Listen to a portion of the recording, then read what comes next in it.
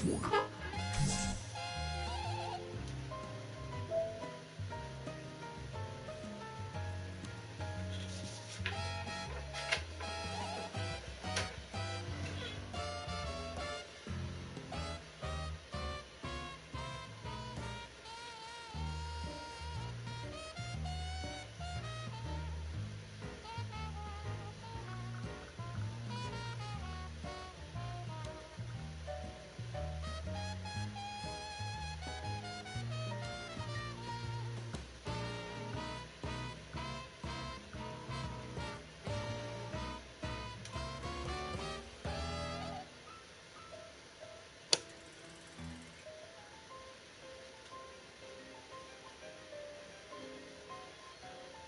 to another episode of Uncomfortable Conversations with the Black Man. Today's climate is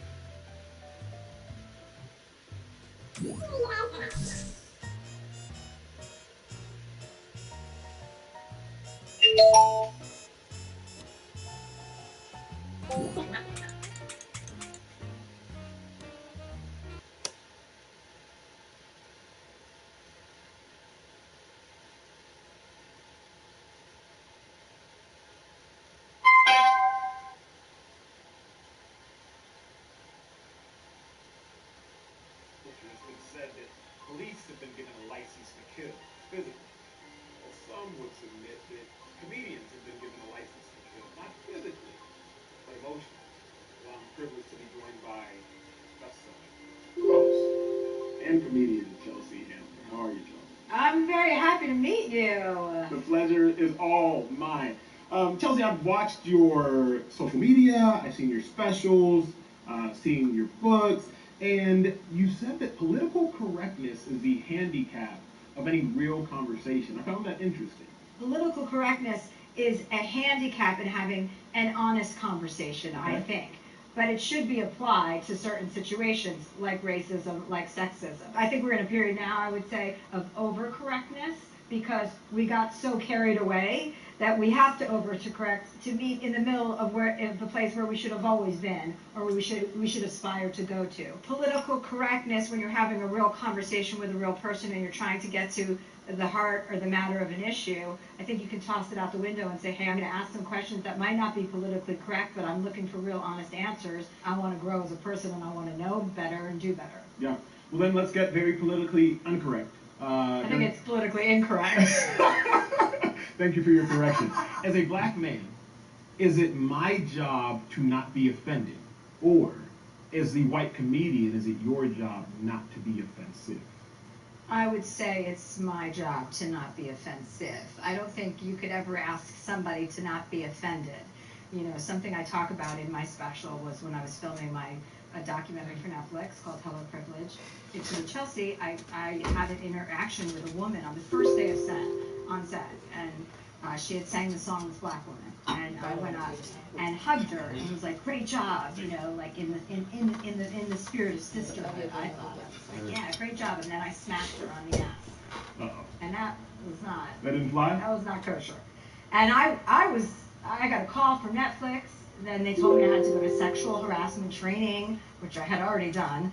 And I was like, I can't believe I have to repeat that class. Why had you already gone to sexual? We can't just skate by that. Well, I mean, I just have always had to go to sexual harassment training wherever I work because, you know, I'm inappropriate. And, you know, for a long time that was okay. But we're in a climate now where nothing's okay. You know, you can't do anything. And it's a good lesson. And for me, you know, when they said I had to call this woman, she was really offended, and I was like, I don't understand what is it? What about it is sexual harassment? I'm straight. And when I called her, and I was defensive because I was like, she's overreacting. She's making something out of nothing. And she sat and explained to me, like, you don't have any right to touch me. You're not my girlfriend or my sister or my friend. Like, I've never met you before. And she said to me, black women have been defined by their hair and their asses since the beginning of time, and you have no idea what I've been through, and you have no right to touch my body. And she was right. And she explained to me that it's not about my intention, which was innocent, it's about her reception. You have very publicly said, white privilege exists. I'm a beneficiary of white privilege. When did you realize white privilege exists? Through therapy, it gave me the gift of self-awareness. And we talked a lot about, where I was so exhausted from everything was a bother, everything was an annoyance. And there was this sense of entitlement and the realization that I was exactly an elitist, this word that I kept hearing that I couldn't stand. It was like, oh, wait. I went from New Jersey, from my white neighborhood in New Jersey, and moved straight to California, where I lived in Brentwood. Then I lived in Santa Monica, and now I live in Bel Air. Like, I am an elitist because I wanted to become one. Yeah. That's exactly what I was trying to do. I got rewarded for my bad behavior repeatedly. My first book was called My Horizontal Life, a collection of one-night stands. When I started to look outside of myself and get my own head out of my own ass, I was able to go, wait a second, this isn't the experience that everybody's having. Look around. No black girl was going to get away with what I got away with on that TV show on Chelsea Lately. I'm calling people out, going off on people, joking about drinking and sleeping around and doing drugs, things I take a lot of pride in. But black girls weren't going to be able to, I started to think about those things. I always grew up knowing that if I called the police, they were going to protect me. They were. I never thought what it would be like to be a black woman in trouble and think twice about calling the police. I'm the beneficiary of a ton of privilege. But you didn't grow up with money, because so many people would counter that, well, I didn't grow up with money, my parents had to work hard, I am not privileged. Right. What would you say to that? I would say that I was under that impression too. I thought white privilege meant the Rockefellers, or, the Bush family, or you have a legacy family that goes to Harvard or Yale or Stanford. Like, I thought it was the rich and the best, the top 1%. I didn't understand how granular it is. Just the advantage of going into a grocery store. If I want to take some candy and eat it while I'm walking down the aisle, not going to be a problem. No one's going to say anything to me, and I have the confidence that I do it all the time. Like, I started to think about the variations of what it means when I get pulled over by a police officer versus you getting pulled over by a police officer. I've gone off on police officers when they pulled me over, telling them they have, like, no right. Like, this was before I was famous, just living in New Jersey, I'd be like, you can't give me a ticket. You don't know who my father is. Meanwhile, my father was a used car dealer. I didn't even know what I was talking about. My father couldn't do anything.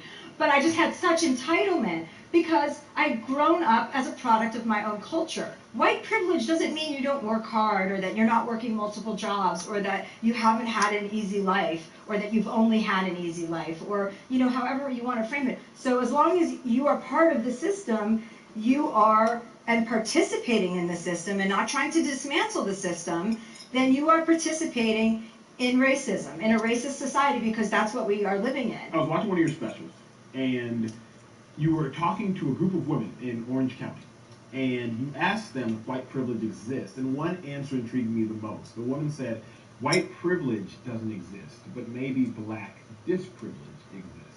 That raised an eyebrow of mine, but I ask you, why is it so hard for white people to admit, some white people, to admit that white privilege exists? Because then they're guilty of something. My sister-in-law is upset that my nephew didn't get into the college of his choice. When he worked his ass off, he got great grades, he did it all. And she is like, it's just too much affirmative action, there's, everyone's taking these spots. And I was like, no, he wasn't good enough. This is what is supposed to be happening. You can't be anti-affirmative action when you're only thinking about your nuclear family. You're not thinking about the world. Are you only thinking about your family? That's where we all get off on the wrong foot. I mean, I can speak freely about that because I don't have any children, so I don't have to give a shit about that. But, like, the selfishness and the self-absorption of only thinking about how it's going to affect you and your children getting an advantage. Like, my nephew's going to be fine. He's going to go to college. He's going to do great. He's going to get a great job. And so I was texting with him yesterday. I said, I sent your mother a book called Caste. I said, I need you to read it, and I want to talk about this book with you so that you have a real understanding. The book is so powerful. She talks about, how the Nazis modeled the Holocaust after the American South. Mm-hmm. They looked at our southern states during Jim Crow and said, how do they suppress an entire population of people by, separate swimming pools and separate water fountains and segregation? And the Nazis looked at that model. That is all you need to know about the history of this country to know that this is completely up. How would you know about racism when you grew up in a white family and you go to a school with white kids and you don't have any black friends or Chinese friends or Muslim friends? How would you possibly know how racism is doing in this country? You know, what a naive thing to say. And he sends me an emoji with the arms up like, okay, don't yell at me. And I say, no, but be mindful and think about what you're saying. Let me give you an example of a white, very white privileged friend of mine, okay? All of my friends are pretty privileged. Steak and eggs. But I went over to her house one day, a few weeks ago, and she said, oh, It's God, almost did you hear gone about now. all the black people who are cashing their stimulus checks early and going to Barney's in Beverly Hills and buying clothes? What up, what up? And there were 4 of us. And I I'm said, doing stop excellent. right there. Just stop what you're saying. Hope you're doing good this month. What? I mean, they're all using their stimulus. I mean, you're perpetuating a stereotype that you know nothing about. What's the point of that story? Come on. Anytime your morning starts off with steak and eggs for breakfast, you're doing pretty damn good. Look, how am I doing? Hey man, I'm having steak and eggs for breakfast. I ain't got shit to complain about. This is almost as good as it gets. Think about it. You wake up, you got your eyesight, you got your hearing, you got all physical motion of your body, everything is fine, and you have steak and eggs. The first thing you eat in the morning is steak and eggs. Oh man, you're doing good. You off to a good start. You know what I'm saying? You off to a good start. That's just my opinion. I don't want to hear nobody, oh, my life is crumbling down. Everything is all fucked up, man. Shoulda never be right. You over there eating? Yeah. What you eating? I'm having some steak and eggs. Man, stop complaining there, motherfucker. The world is great. We having steak and eggs for breakfast, man. Stop complaining. You know what I'm saying? Most people can't have a cup of water for breakfast. So, I know that was kind of emotional, but how am I doing today? I'm doing great, man. I'm having steak and eggs for breakfast, man. I can't get no better than this. What's the point of you perpetuating a stereotype about black people not being able to handle their money? Why are you doing that? And she goes, well, don't jump down my throat. I go, I'm not. I just want you to know that it's all negative what you're doing right now. And we're not in a time where we need. She goes, well, how else am I supposed to tell that story if I don't say that they're black people? And I said, you don't tell the story. You stop telling the story. It's none of your business. And I think, you know, the point of that story. What is the point of you perpetuating a stereotype about black people not saying, let me give you an example, friends or Chinese friends or Muslim friends? How would you possibly know how racism is doing in this country? You know, what a naive thing to say. And he sends me an emoji with the arms up like, okay, don't yell at me. And I say, no, but be mindful and think about what you're saying. Let me give you an example of a white, very white privileged friend of mine, okay? All of my friends are pretty privileged. But I went over to her house one day, a few weeks ago, and she said, oh God, did you hear about all the black people who are cashing their stimulus checks early and going to Barney's in Beverly Hills and buying clothes? And there were 4 of us. And I said, stop right there. Just stop what you're saying. She goes, what? I mean, they're all using their stimulus. I mean, you're perpetuating a stereotype that you know nothing about. What's the point of that story? What is the point of you perpetuating a stereotype about black people not being able to handle their money? Why are you doing that? She goes, well, don't jump down my throat. I go, I'm not. I just want you to know that like there are black people in Beverly it's all Hills negative page. what you're doing right now. But and we're not in a time where we need. She goes, well, how else am I supposed to tell that story if I don't say that they're black people? And I said, you don't tell the story. You stop telling the story. It's none of your business. And I think, you know, those conversations between white people are really important for white people not to think that that's their safe space to bitch about what's happening. Let me chime in because so many people ask me, Emmanuel, what is the difference between being non-racist and anti-racist? And I'm not going to sit here and try to play your defense card and say that Chelsea Handler is perfect, but that is the example that I would give. Some yellow paint, it's not being eggs.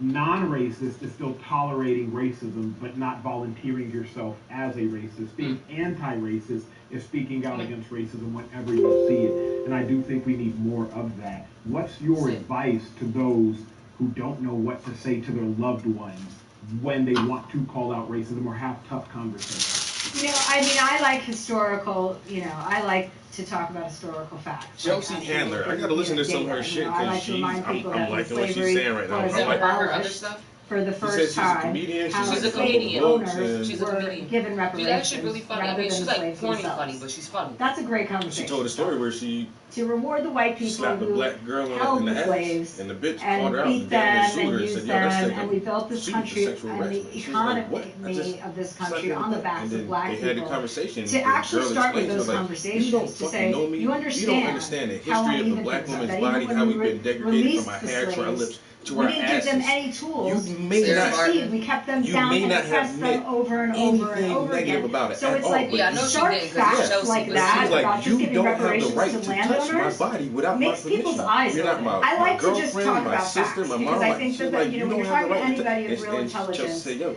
that's I a had good to place take to that start. shit in. If You know, Chelsea Handler were a black woman, would she be where she is today? Great question. Tell the truth, Great bitch. question. The old me would have been like, yeah, and now I'm probably not. I hope so, Probably. but She would. probably not. You mentioned white women, so let's talk about I always fuck with Chelsea. Karen, Gotta the listen to code some of her words of a shit, white though. woman who chooses to weaponize her whiteness. What do you feel when you see the viral videos of Karen going to Trader Joe's or walking their dog without a leash and calling the police on a black man? What do you feel when you see white women weaponizing their whiteness? Vitriol. I see it, and when I see white women living out that anger, like being a product of your culture is not always your fault, but not examining that further as you age and grow up is your fault. I have a lot of friends who I don't think are racist at all, but there's an inured culturalism within us that when you see three black men across the street, white women are taught to think danger. Have you ever weaponized They should your be in real. whiteness or thought about it? I'm sure I have, unconsciously, tons of times. I mean, I can't say tons of times because I can't think of a specific time, but I would never pretend that I'm not guilty of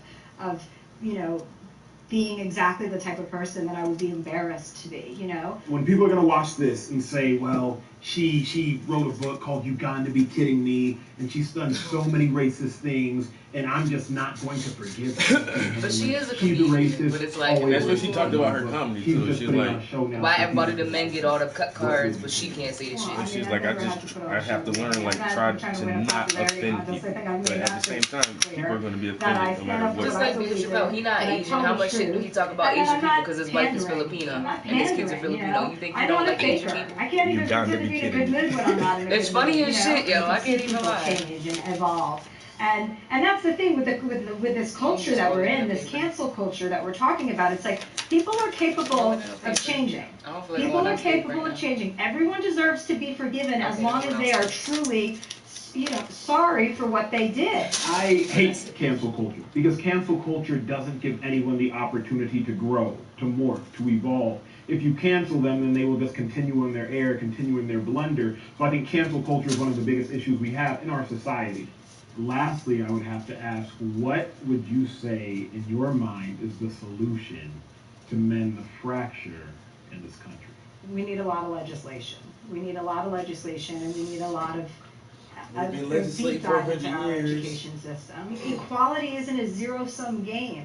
You don't We have need to more lose honest something conversations like to make this. other people equal. What is You that? don't have to I give gave her a anything piece up. of In fact, it's toast, a and celebration does for she us play all with it? because Does that have a it's little been piece of peanut proven butter on it? over and over again She scientifically probably ate it. with data that when people So the succeed people in and China that little minorities yellow spot with succeed paint. and women She was trying to eat succeed, them we eggs all dry. do better. Yeah, I'd say a rising tide floats all boats. Yeah, there you go. I like that. Well, Chelsea, thank you so much. Oh, what a pleasure. So nice talking to you. When she Likewise. came Thank you all on, so like much for her, tuning the in first to thing she another said, it episode sounded of so Comfortable fucking Conversations fake. I'm with a like, Black man. She Remember, does sound words like- have Oh, power watch out, baby. heals. The words also have uncomfortable. She's just like, I'm so happy to meet you. I'm like, did you sound? She sound like, why? Listen to her. Listen to just the octaves in her voice and the tone. It's like, She are could you? be faking for the interview too to try to keep her black name. But then later on, like when she answered, it seemed like honestly how she answered Yeah, it. that's what. And he don't play with his questions, yo. He just bam hit her with a real ass question. I'm very happy to meet you. Very happy to meet you. Yeah, that's So Chelsea, I've but if you watched sound your She social don't wanna media, come like I've seen your voice. specials, seen your books, and you said that political correctness is the handicap of any real conversation. I found that interesting. Political correctness is a handicap in having an honest conversation, I Okay. think. But it should be applied to certain situations. Hander. Like Oh, she the one who racism, said like something about sexism. 50 I think Cent? we're in a period now, I would say. I think I seen that shit, yo. That's what I said. She's funny and shit, and it's like, yo, if Adam Sandler or I don't know, Gary Owen said some shit, I don't feel like anybody would really flinch, but because she's a white And he girl. wanted to know about my family history. I was like, that's not what this is about. Nothing to see there. I was like, my brother died when I was a little girl. My mom died like 8 or 10 years ago. My dad's a huge pain in the ass, so hopefully he'll wrap things up this year. That's fucked up. That's kind of not funny.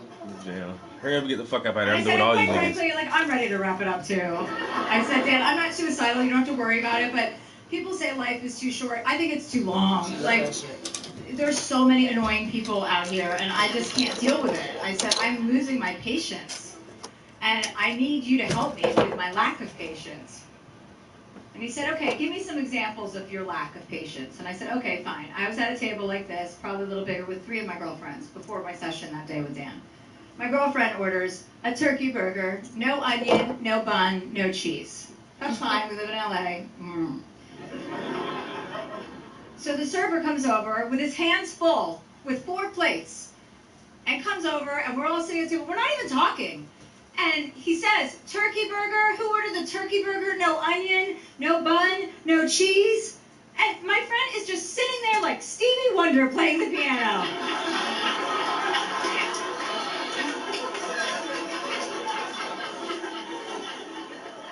I'm not sure like what she said.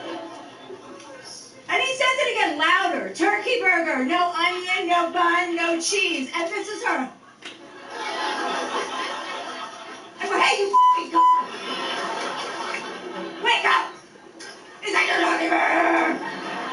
You can't order that and then I forget that you ordered that.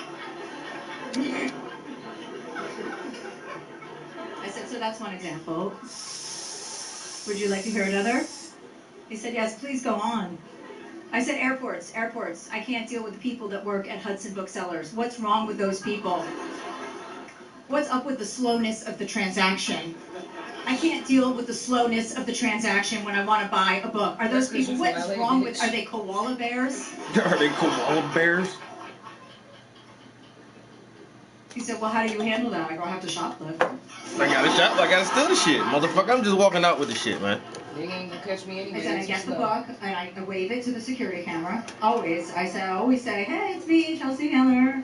I'm taking this because your koala bear is on a just got the branch somewhere book. in the back. If we're all doing this in the branch.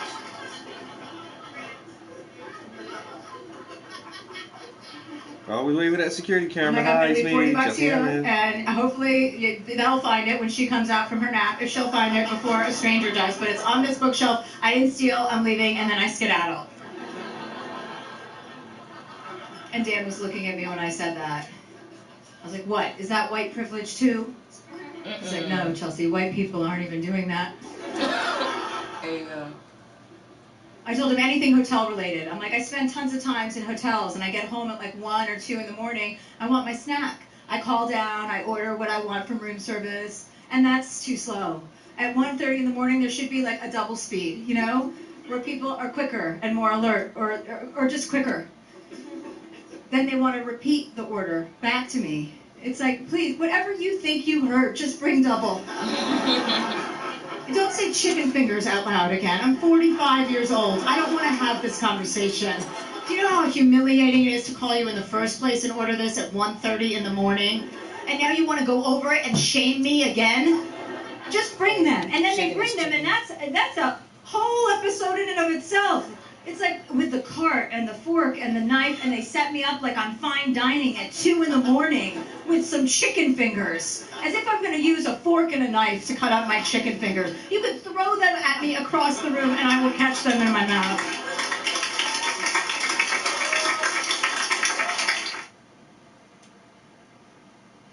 Yeah, she has some nice white people jokes. That's what I said. It's corny, but she alright.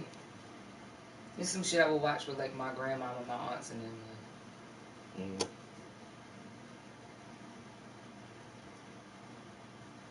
Look at Boo just in the background. I'm dead. Looking like a fucking stray runaway. Everybody's mad about something. I put my mom on the. Recently, I got attacked online by some gay bloggers, and it hurt my She never feelings. knew who he was. I'm like, how you don't know who he is? He's from your side. I have no problem with gay people, Well, but I fucking hate bloggers. I'm not saying it because this person was gay. They was just acting like a bitch online. They was like mischaracterizing my jokes, trying to make a point off of me. When it's really, it's like, yo, I'm your ally, motherfucker. I'm not trying to stop gay people. I got better shit to do. This motherfucker was saying things and trying to get gay people to beat me up. Seriously, he was like, Dave Chappelle's jokes. I don't know how he actually talks. He was making his voice up. Dave Chappelle's jokes were the front to the manhood of all gay men. What the fuck does that mean? I didn't say anything that would allude to gay men not being men. I know you're men. In fact, what could be manlier than fucking another guy in the ass? It's the most gangster shit I've ever heard of in my life. I'm not that I gangster. told you I'm not cut out for that. I'm a pussy. You know what I said? That's all I said. First of all, I'll tell you right now what I said. And I'm going to tell you that this was not a joke. It's a true story. And I just happened to tell it. All right, what happened was I went to a gallery party. All right? I don't know who in here has ever been rich before, but these are very nice parties. Gas and diesel. No What up, wine yo? and cheese and ball of conversation. And there was a few eccentric types, one of which was a very wealthy man that happened to be wearing a dress. I don't know what you call him now. It was a tranny or a drag queen, perhaps. Whatever it was definitely a man. And this man was definitely on drugs. I don't know what kind of drugs he's on, but I knew he had too much. He didn't look good. Is this about It's you? like this. He's like, ah. He looked sick. And all his friends were standing around him, concerned, trying to revive him. I don't know what they looked like, some kind of gay CPR, just fanning and shit.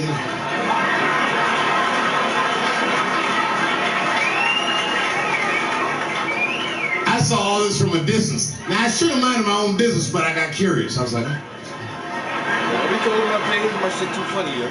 and I went over there. All I said, excuse me, gentlemen, No. gentlemen. I just had Is to he share okay? that one. And then they looked at me like I was evil.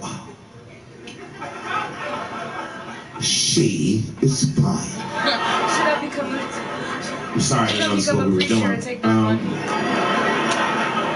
You ready to come Here's in my that thing. shit? I support anybody's right. Yo, niggas going in, yo. Wherever they feel like they are Everybody inside. said take their I'm your money. ally in that. However, Cause nobody don't, yo. I thought about that shit too. Like, damn. Yo, I made a post on Facebook. It's like, should I keep telling these people the truth or just become a preacher and take their money? And everybody's like, yo, take their money, man. He's like, yo, get that shit easy. Did you Yo, see this one? everybody is like, yo. Oh yeah, I've been seen that one. That But shit. now you were sharing it all the time, and now everybody keeps sharing it on Facebook. So Yo, like, keep the going dude is, viral now. but he already has tons and tons of followers. Like, it seems like you It's get just to the this first time I point, saw him on Facebook. Like Instagram, you see him every day post. and it post, gets post, to this post. point where you get, he hit that tipping point where he's just out there now. Yeah, that's He- what I was gonna say. Because like now he he's has- on Facebook yeah. and Twitter and Has thousands of followers, but now he's just at that point where his shit is just doubling like And every it's fucking day. Yo. It's funny. It's not like hilarious but funny, it's like but it's that cute. ha ha ha, Mhm. and it's the drawings are so cute. But now he's making rugs and sneakers and jackets, and he's doing like these art shows and installations. Like, oh my god. I think that shit is hilarious. That's some shit I would do to my kid. But yeah, his shit is really Yeah. blowing up, yo. And ain't really too many people doing it, so Yeah, if you did some cartoons like that, you would overnight. And then he got the whole roster of characters too. He got like Mhm. 6 characters made up. Something for black people. And then he got the little bald head girl too. And he got the adult coloring book. Why do you have to stick a Q-tip halfway up someone's brain when a drop of spit can affect someone from 6 feet away? Good question.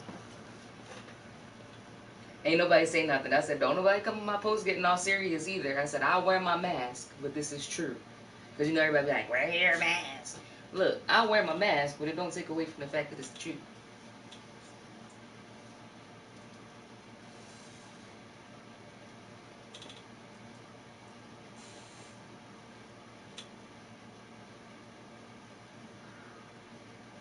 Yo, when I tell you the dispensary be texting me early as fuck in the morning, I'm like, who texted me from a DC number at 8 o'clock? A fucking dispensary.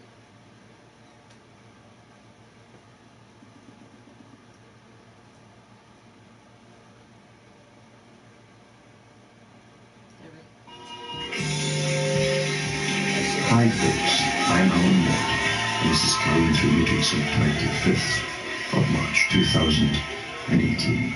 You know who Chet Hanks is? Cutting Through the Matrix, 2018. Who? Chet Hanks, Tom Hanks' son? The one that thinks he's a rapper or some shit? Oh Well, my god. he defends his fake Jamaican accent again, and he thinks he's like some gangster rapper. I'm just like, Tom Hanks' son. what is up with the Hanks family? With them with the Corona COVID shit, and then they went and got their shit for what? Let me hear Reese. something. Let me hear him talk or do a song or something from him where he has a Jamaican accent and he's defending it like, yo, I just talk like this, man. I can't even do a good Hanks. Jamaican accent. I got dreads. It's the nigga. first thing that comes up. Actor Tom Hanks' son Chet speaks Jamaican patois language. Yeah, patois.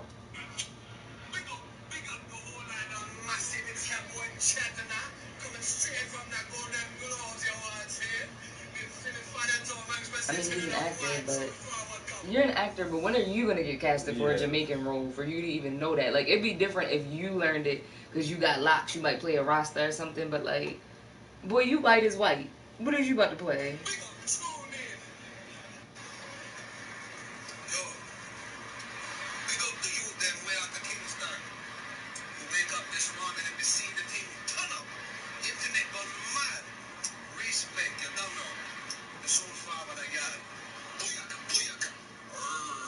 Stop.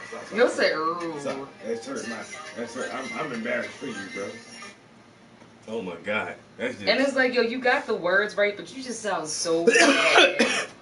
But once again, that's just like when we were listening to the black the South African comedian Aunt Jean put on. What's his name? Trevor Trevor Noah. Noah. He's good at accents.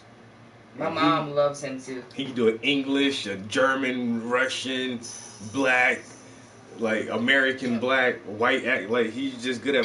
That's all Tom Hanks' son is doing. Like he's really good at impersonating a fucking Jamaican.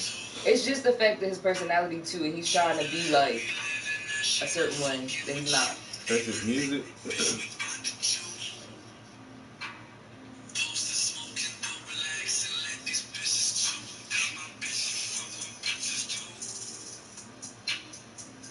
Hella auto-tune. He looked better here Did you though. just say niggas?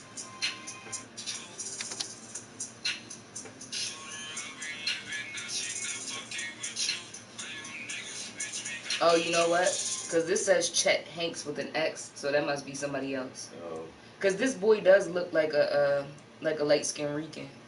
Although he kind of look white too. But you know, I mean, somebody could see me and be like, "Oh, she Yeah. white." So I can't say that.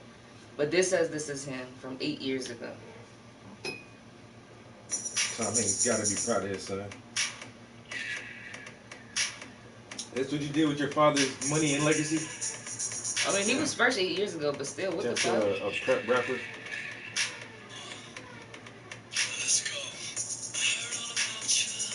I thought he was a rapper. Okay.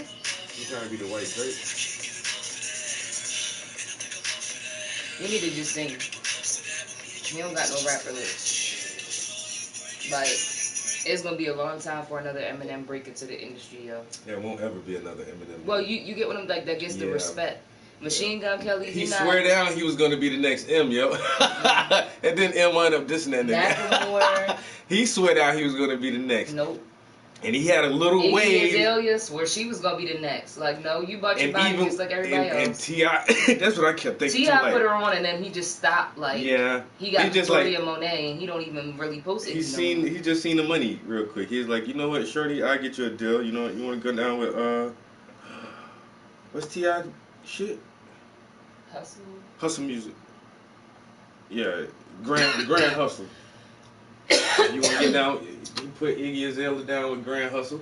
And that's the crazy thing about it is all these people be looking so good because of the money and the makeup and the trainers and all of that. But before they was just regular people just like us. They had fucked up teeth, flat asses, bad skin. That's what happened. I wonder what happened. Like really, how B.O.B. left Grand Hustle because T.I. put B.O.B. on. I feel like when B.O.B. started doing that flat earth and shit, like nobody really fucked with him. Now you don't hear from him no more. And then he was with 7th Streeter and they broke up, and then you really just didn't hear from him. But I still love B.O.B. Yeah. And you know, I feel like he's written for some people, so he probably still getting money. But his Elements mixtape, he had Earth, Water, Wind, Fire, and then some other shit. And all those mixtapes were fucking hot as shit, yo. And then the New Black mixtape, like after he left the Grand Hustle label, he just did his no genre shit and started putting out all them fucking mixtapes, yo. And every one of them mixtapes, to me, damn, I was just about to listen to some Alan Watts, but now I'm thinking about B.O.B. real quick. Let me see B.O.B. Earth.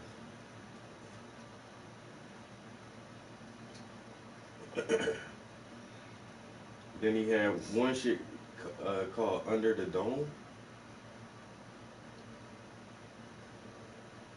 Bro, so I have to eat everything. No, chicken. Keep that away from me no matter what. He had a song called Under the Dome. Stack of Dreams. Oh, that's the first track on this album. So if you look up B.O.B. EARTH, he acts like it's an anagram for something, but it's the Earth mixtape. The first song on this shit is Under the Dome, and then it says Stacks of Dreams. Fucking Science, bro. Oh, that was my jaw. Science. I love science. Let's listen to this Science first, and then listen to Under the Dome.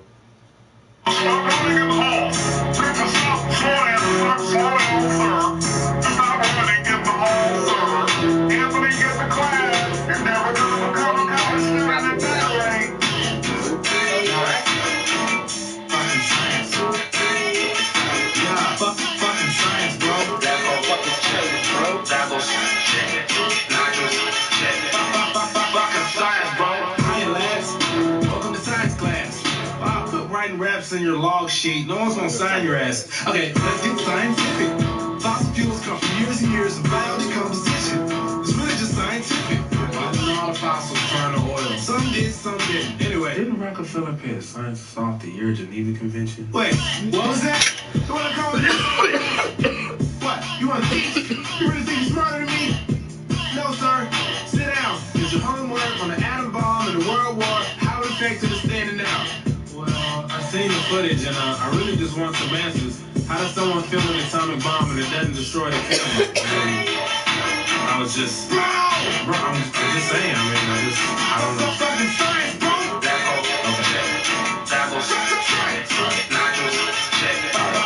Fucking science, bro. Welcome to history. We evolved from near to lost. That is no mystery. Well, why are there no monkey fossils? What are you kidding me?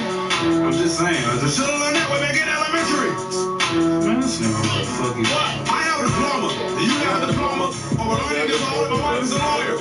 We both have a daughter. She's doing fine with the things that we taught her. Just using the scientific method. Did we evolve from electronica boy or Homo erectus? And all of the fossilized footprints in the fossil records don't show a line of thrust. That's not consistent with compression. What the fuck did he just say? Yeah, okay, smart ass. This is real knowledge. Save all the hippie shit for our class. It's really starting to bug me on this one. Gonna have to trust me on this one. I've done studies on this one. A little rusty on this one. I've mean, why can't you just answer my question on the subject? It's not in the fucking book. It's not up for discussion. It's not in the fucking book. It's not up for discussion. I love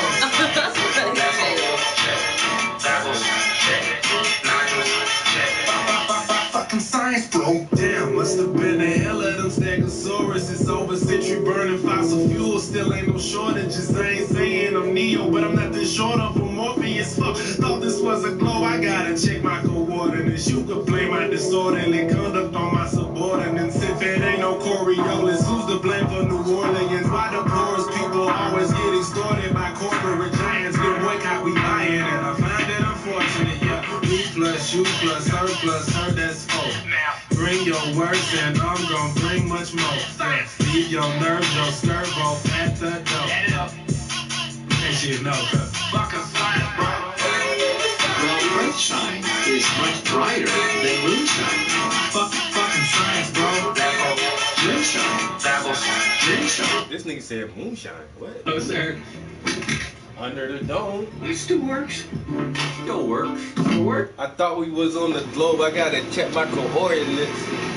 Yo, B.O.B. started talking about that flat earth shit. Motherfucker just like, nah, can't fuck with you no more. Right.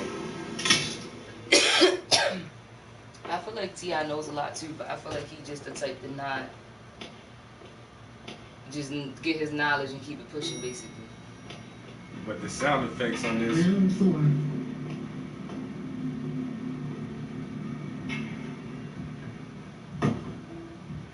Rolling Stone. So it sounds like he's I don't know, it almost seems like when Will Smith went to the Men in Black office for the first time, he just went in the building and then got in the elevator and he's on the ground floor, but the elevator's like going down to like some sub-basement area, yeah. But you hear him outside, the cars, the traffic, then you hear him walking to the building. Like, I like how he did all the sound effects coming into the song.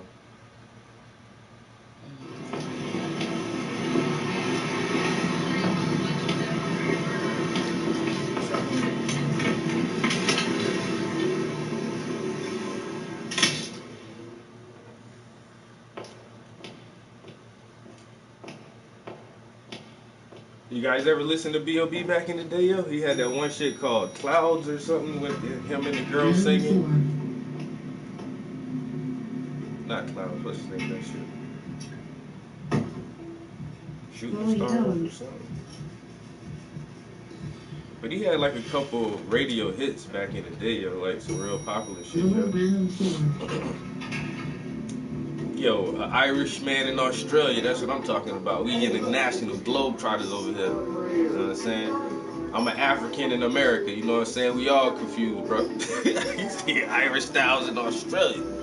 I feel you. I got African styles in America. I was like, damn, I'm both Irish and African in America. You hear the elevator music? And what's this oxygen mask he's breathing? Like, what is that? R-E-M. Accessible. R-E-M.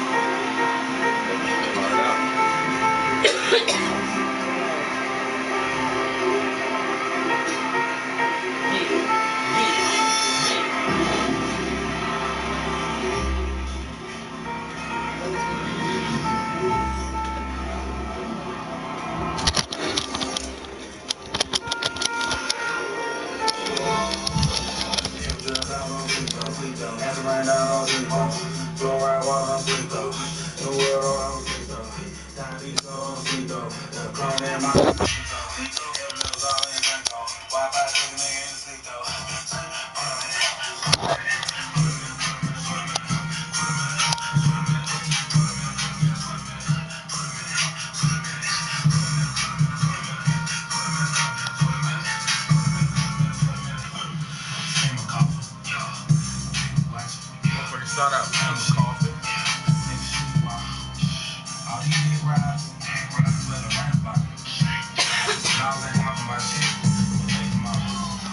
You don't wanna stir the pot, you don't wanna detox, you don't sleep though. You ever heard about slide? You don't wanna Tupac, you want a little hip hop, don't sleep though. Cops taking cheap shots all week though. Toss back headlines all week though. Chalk outline on the street though. I'm just trying to make it out of one piece though. Or do they think that it's flat That's at the bottom? it. No, it's like I'm that. thinking that when people like say that it's a flat earth, I'm like, well, do you think that it extends forever? Like, where does it stop? That's what I don't think. Like, I'm not even a science person, but I'm like, well, where does it stop?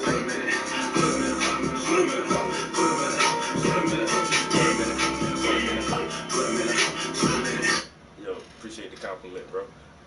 Yeah, but flat earthers really think that the earth has a limited surface and there is literally a dome that keeps the breath of life in, which is air. And all of the stars and all the heavenly bodies are just projections in the dome. And some people say that the dome is further out than we think, um, but we can't get past the dome. Some people don't think space is real. Uh, some people always listen to Admiral Byrd, who made some expeditions to Antarctica and said that there was an ice wall that was miles high and there was more land beyond the ice wall. And so some people think that I don't know, that the earth is flat and there's a giant massive wall of ice which stretches out until you reach the dome barrier, but no one's ever been to where the dome and the land meets each other. Alright. Like, it makes more sense for people to, like, I'm not saying it makes sense, but it makes more sense to think, like, we're in a dome. Because I never really, like, sat down with a flat earther to, like, pick their brain And that's why and ask them, like, why do you think that, like, I get why you think it's flat, but, like, everything is an illusion because technically if we're always, the gravity, we can't see the air, you know what I mean? There's things we can't see. Put it like that. So it's like, when you go outside, it just looks like flat. I get that, but like, I don't know, like, I never had a chance to sit down with somebody and be like, why do you think this? Like, and granted, it's like, you really shouldn't believe anything because everything we know has been taught to us by somebody else and has been taught to them by somebody else. Mm-hmm. But when people think that we're in a dome, I mean, I'm pretty sure in the Bible it talks about a dome, doesn't it? Mm-hmm. I don't know all the parts of the Bible. I only know certain parts.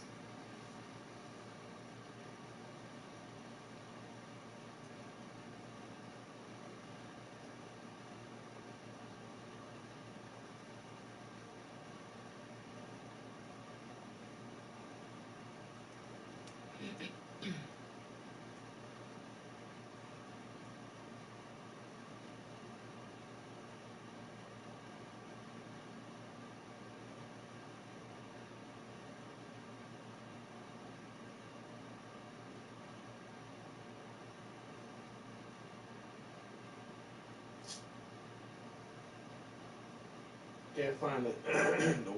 This one debate that the dude had me questioning, like, the first time I listened to it, and then I was like, wait a minute. So then I started listening to some more shit, but it all sounds interesting, but it still doesn't make sense. But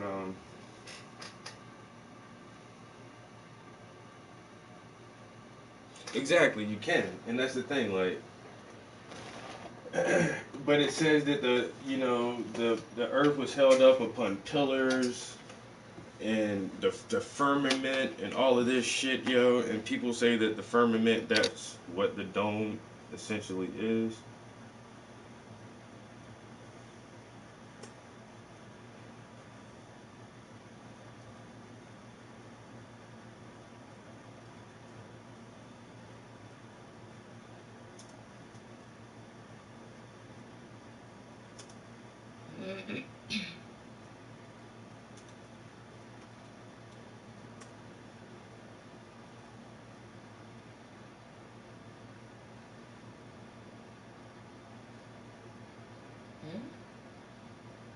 It's this thing called the Legend of the Hurricane. The true meaning of the hurricane, the spirit of the African woman who has been stolen, beaten, raped, murdered, and thrown overboard the slave ships en route to enslaved lands. This is why all hurricanes start at the same point of exodus of Africa, the post of the Atlantic slave trade, and hit every stop where slaves were sold, all through the Caribbean and America. I guess that's like some. It says the legend of the hurricane, so it's something that's passed down, but it's still a dope story. Even you know what I mean? Because when you think about it, it's like, damn, that shit is actually true when the hurricanes be coming.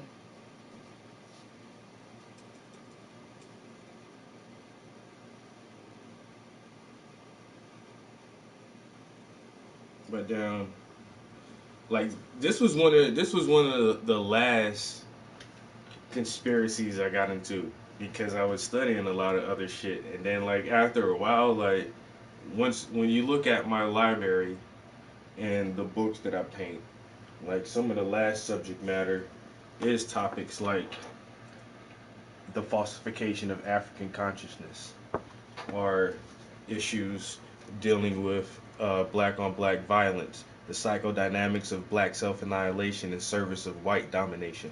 And so this is like the material that after I did so much research on so much other shit, I realized like I've never studied,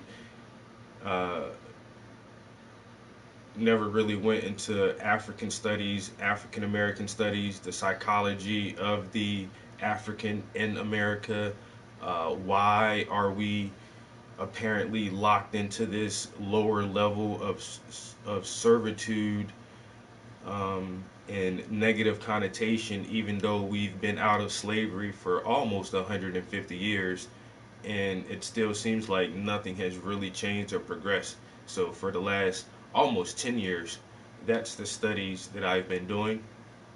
But prior to that, my first studies was religious studies, and then why are there so many religions?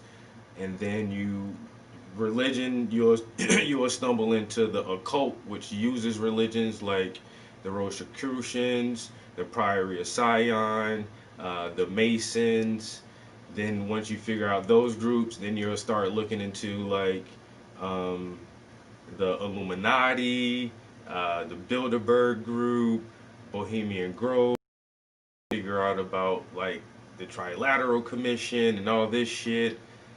And then along the way, like through all the biblical studies, I went into the ancient alien and the Anunnakis, genetic panspermia, hollow earth theories, hollow moon theories, all of that shit. And then after I did that shit for years, it's like I still don't know nothing about myself. You know what I'm saying? And so like after all those fucking studies, like something just popped up one day. It's like flat earth theory. I'm like, wait a minute, what are you talking about? Let me listen to this shit. And then I went down this flat earth rabbit hole for like almost a year, yo, because what the Council on Foreign Relations, there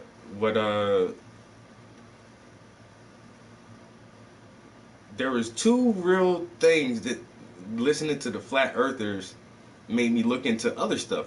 It made me look into NASA, because they're like, space is fake, and then they have like these NASA videos that are like kind of questionable, and they're showing footage of like what NASA says are astronauts in space, but then it's like there's like bubbles, air bubbles or something, and then you have this one other clip I saw. It was like a bunch of it was 3 astronauts, and they're saying that they're in space, but one of them, while he's talking, he says that they're in the United States somewhere.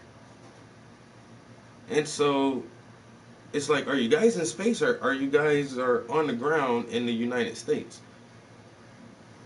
And so I don't know. So I got that from Flat Earth, like looking into NASA more, and some of their shit just seems kind of weird, but you can't really prove that here or there. When Elon Musk launched his Tesla into space, and people was like, oh, that shit was fake, and I don't know. So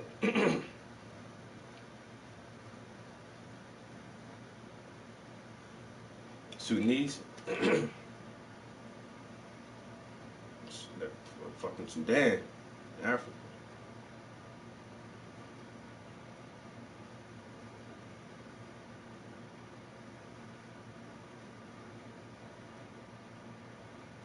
Welcome back to Middle Ground.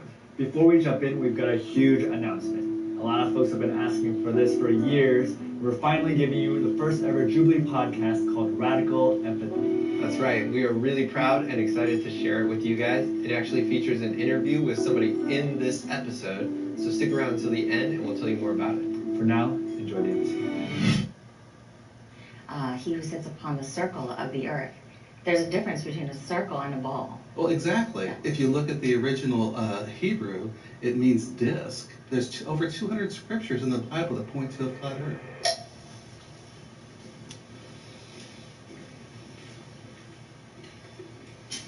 So this notion that you need God or some higher power to create the earth or the universe is very old. And that's the thing too. If you are a hardcore Christian believer, there is more connotation in the Bible to depict the earth as this stationary, infinite habitat for humanity. And for a long time we thought we were the center of the universe and all of this stuff, and how the Bible describes, you know, the plane of the earth underneath the firmament, and it sits upon these pillars, and it's like, I can see how early men would think that the earth was flat, because when you look out, you know, you can't tell you're on a fucking ball and all that shit. And if the Bible is true and God created this place specifically for us, it would be like a snow globe almost. And it's just perfectly crafted just for us, and that helps to kind of solidify the concept of God, you know, because God made this for us, and this is how it's built and constructed. But then if this planet is just some round ball floating through space with a bunch of other round balls and there's other trillions of planets that might be just like Earth, that could have an atmosphere and maybe possible life, that means that we're not special. That, you know, humans aren't God's special creations to worship Him and, you know, experience love and emotions and all that shit. If our planet is just like every other planet and we're just here by the happenstance of evolution, and then, you know, that pulls you further away from God. But if you stay with this old ass concept of the earth, it ties back into that biblical notion. Welfare warrior, that's what I'm talking about. Fight against welfare. Shut that shit down. Shut that shit down.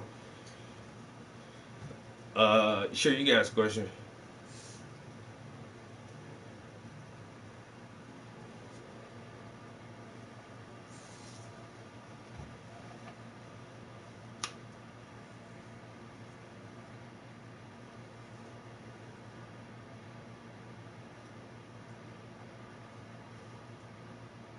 And was initially posited by people of truly scientific age. Do you like Since then, to loot? We have learned quite a bit about the universe coming into existence. When I play video games, I like looting in video games. Don't get That shit their is fun as hell. cosmology, they don't get their physics, they and don't burn? get their knowledge of the universe from the Bible or any ancient text. Anything past virtual reality, no, I don't like to loot and burn. Why? Do you like looting and burning? Are you a welfare warrior? So are you fighting for welfare because you want more welfare? You want more free shit from the government? And if they don't give you free shit, you turn into a warrior and you go looting and burning shit? Is that yeah, is that what you like doing, welfare warrior? You like looting and burning for your welfare, for more free shit? I I don't have nightmares. All my dreams are lovely and in high definition, bro. I don't have nightmares. Yeah. HD over this motherfucker. I'm telling you, my shit is lovely, son. I be flying and all kind of shit in my dreams. Yes, Trump 2020, man, they stole this fucking election. Why can't people realize this shit was fucking rigged for the Dems to get Sleepy Creepy Biden up in there so he can say, oh, I broke my foot, I can't come to the office today. We're going to have to put the first African-American female in there to handle business. I'm not with that shit, man.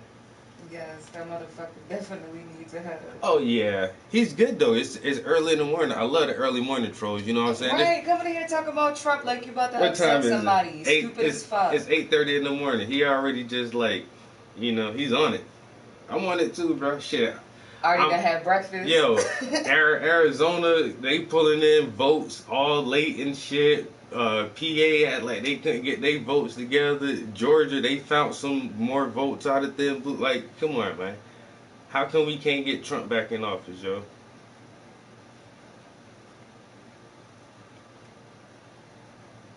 What? She burned and murdered?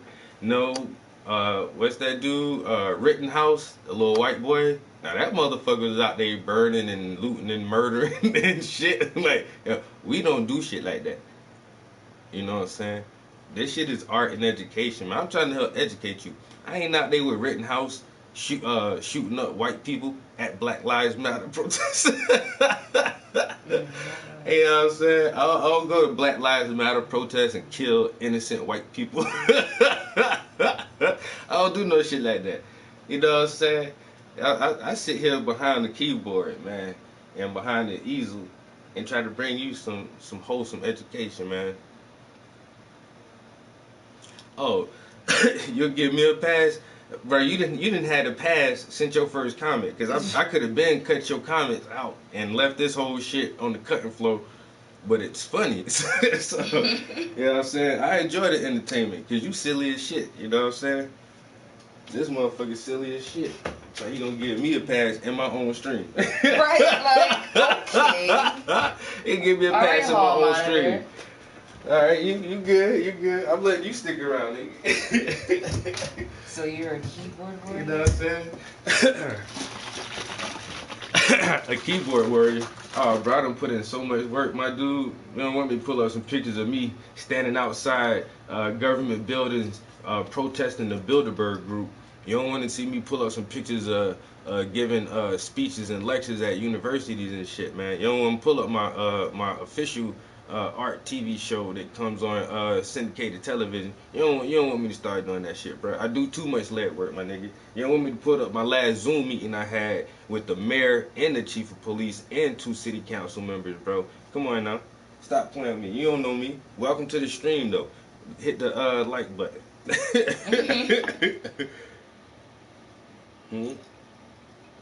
No, you drink Kool-Aid, man. I gotta get my vegetables and vitamins and shit, man. My antioxidants. Can you spell that?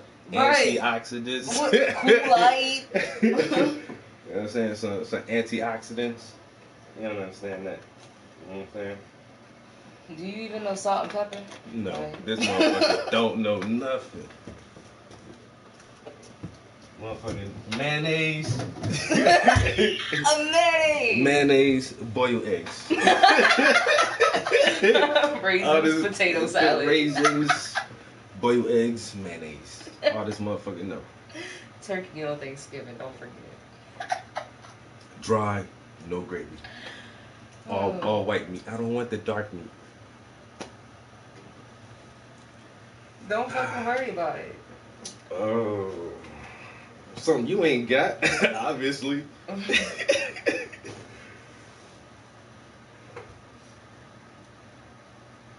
That's funny coming from welfare. He good, man.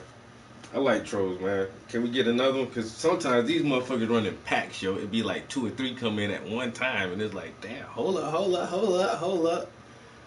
And I be all off, you know what I'm saying? Says ill to the person who ain't showing themselves. Exactly. I want to see what the fuck you look I like. be all off because I can't see you. I can't get no jokes on how you look. You know what I'm saying? I just gotta go off in your mama basement. I just gotta go off the dumb shit you say. You know what I'm saying? So some jokes be funny, cause y'all can see me. And I get that, but you better make that shit real funny. I want a ha-ha too, nigga. You know what I'm saying? I want a ha-ha too.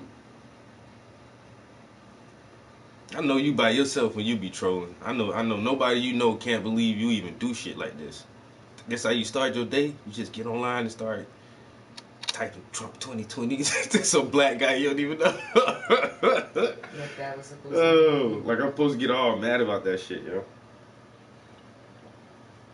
Y'all motherfuckers can have Sleepy Creepy and Camilla and y'all COVID vaccines and y'all stimulus checks and all that shit.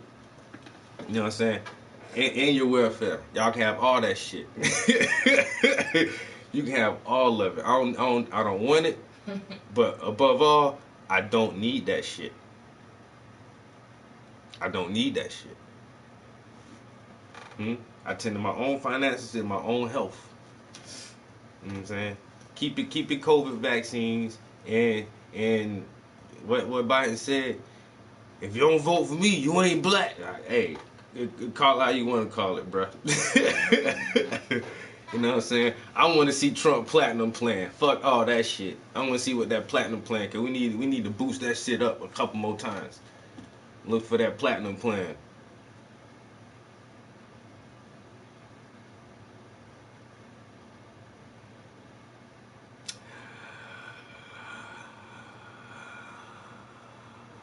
Wow. Wow. Bro, if you have to if you have to describe yourself and make yourself seem cool, you're not cool, bro. Yo, that's not even cool to do that. That's how everybody in the stream know you're lying, yo. That's why everybody in here knows you're lying. When you say shit like this. When you do this, nobody don't believe that shit. I'm 6'7", blonde hair, rip. Women throw themselves at me. Right. Yeah, tranny woman. Yes. That's why you're up at 8:30 in the morning trying to troll somebody. Cause you got beautiful women just all surrounding you right now. just trying to throw themselves at you and fucking suck your man meat, right? I don't think that's how it works, bro. That's not As how a it matter works. of fact, if women were throwing themselves at you, you wouldn't even be doing this right now. You'd probably be in bed getting some, right? Exactly. Just saying. So. Exactly. You know what I'm saying? Hey, I had a beautiful woman cook me steak and eggs for breakfast. Huh? What did you have this morning? Other than a little bit of salt in your cereal. And some piss in your Wheaties. You know what I'm saying? Them cornflakes kind of salty this morning, but he's drunk. His motherfucker hung over from yesterday. My arms is bigger than yours. Hey, that don't mean shit, bro. You know what I'm saying? I can curl 45 pounds with one hand. I can curl a 45-pound dumbbell. That means I got enough impact pressure per square inch to knock anybody the fuck out. I don't give a fuck how big you is. I don't give a fuck how big you is, bro. I don't give a fuck how big your arms is, dog. You ain't got. You think you can stand up against a punch in the face from Floyd Mayweather? This motherfucker 5'7", 140 pounds. He'll knock you the fuck out. Get the fuck out. I don't nobody care how big your arms is. My arms are bigger than yours. Oh, man. Whatever, dude. You talking about prove it. Prove what? Curl 45-pound dumbbell? For what? You mad because you can't curl 45-pound dumbbells?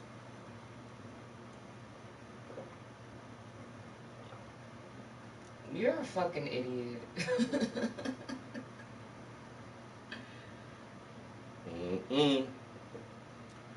That man, quit looking at them thighs out the side of your eyes.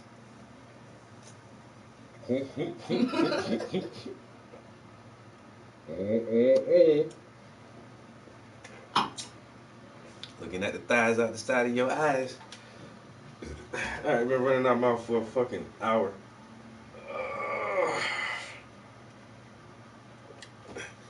I can't never get no painting done with y'all motherfuckers, man. I enjoy this shit. Y'all don't even know how much I be enjoying this shit early in the morning. But I can't hardly paint with y'all, man. This motherfucker.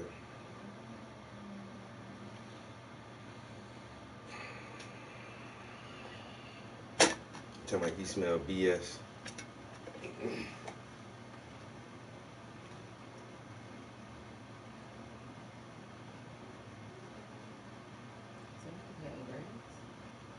Yo, what grass is still growing out there, nigga? Stop it. Yeah, that's why I'm like, what? Grass? Ain't no grass growing. You mowing the snow? Like, I'm dead.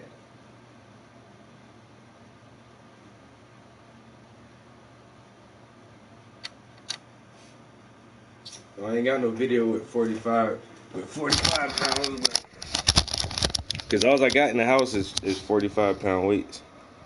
But at the gym, you clearly see that says 40 pounds, bro.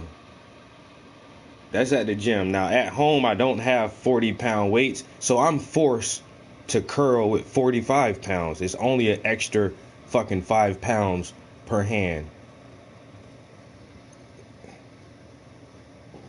40-pound dumbbells, straight back with no rocking or leaning, straight arms, nigga. Straight arms. I'm not rocking, I'm not thrusting, I'm not leaning back and forth. I'm sitting with my back straight up against the post. Straight 40 pounds. Now just adding, and I do this shit like, I do 40 pounds like 8 times, 9 times. Now doing fucking 45 pounds, I can do five sets of 5 with 45-pound dumbbells, bro. Don't play me. Don't fucking play me, nigga. Like I say, I can curl a 45-pound. If I can curl a 45-pound dumbbell, I can knock you the fuck out. You just know that shit, bro. And if I don't, and I ain't really gonna use this because I'm gonna come with this right here. And that you going to sleep with that shit. I'm not in the boxing ring. I ain't gotta do no official shit. I'm gonna fuck you up. Trust me. Trust me. I curl 45-pound dumbbells. If I get the bar, I do 1/3 on the bar. I bitch 285. Don't play with me, boy.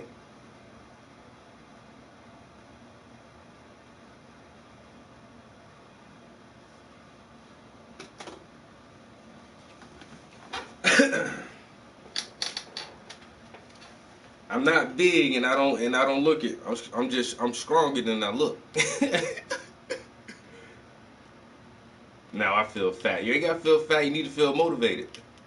You talking about plastic fake weights. Get the fuck out of here. In the gym, everybody seen I was at Planet Fitness using the same weights that anybody else used. Plastic fake weights. Those aren't real 40-pound. Just because you can only curl 20 pounds and I can curl more than twice as much as you can, calm the fuck down. Calm down. I thought you 6'7". The little fake see 6'7". But you mad because I can curl 40 pounds and you can't. And then you say, oh, it's fake plastic weights. and downstairs I got fucking the old school iron, just a solid 45 pounds of iron.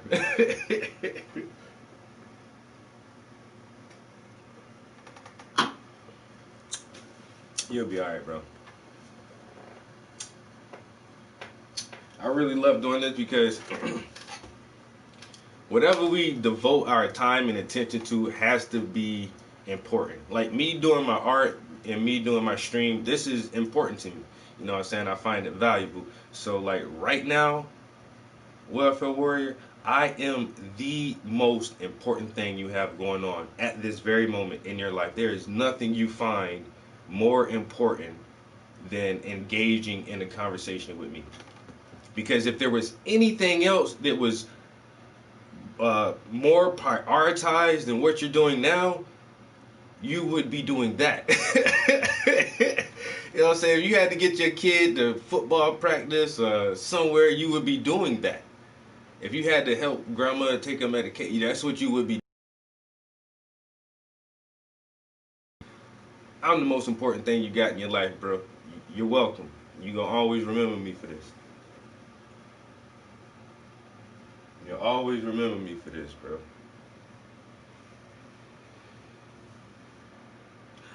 I try to stream more, but like I say, cause y'all be in here killing me with all the jokes and all this shit, man. I wind up not painting. So lately, my live streams have been an hour of this and less of this. So every once in a while, I do come up here without streaming just to really focus on the art. I say this year I've been real fortunate to have like tons of shit going on. I've had so many commissions like back to back that I haven't been able to work on my own art because I'm always doing work for someone else. And so for the past couple of months that I have had the time to work on my own stuff, I've just really been trying to, do my own paintings so I can have new shit to show people of, my own ideas and my own concepts. So, but yeah, I try to stream more, and then I ain't gonna lie, lately I just been streaming a lot more video games. Nobody don't like watching me play video games because I fucking suck at them. I get that. I know I suck at video games, but I still like playing them shits. Now I feel like, oh, that shit is all the way down.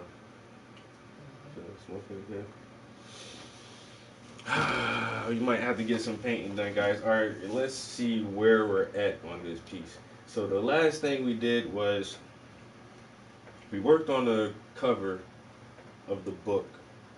So let's see if this is, ooh, what was that?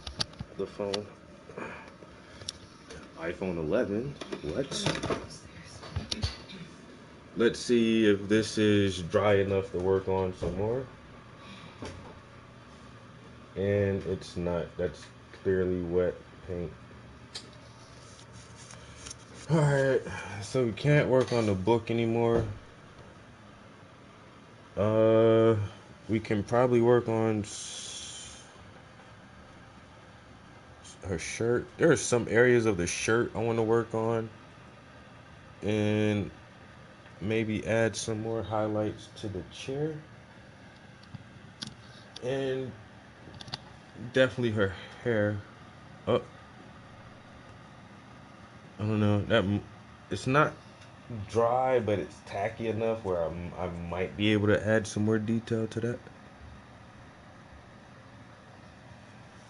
All right, so we can work on some parts. I know her jeans should be dry. Yeah, I could add a little more details to the jeans. So we can work on some things in here.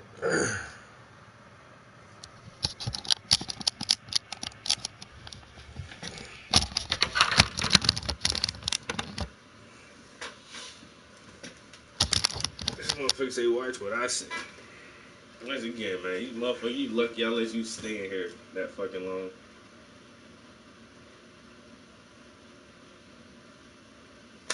You know what I'm saying? Because if you would have said something too out the way, I would have blocked your ass.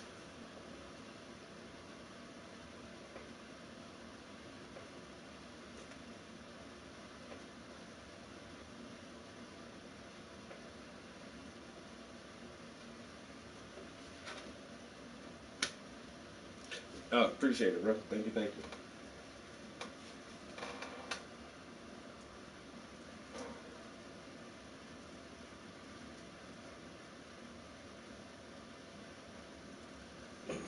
Yes, I do like to consider myself a professional artist.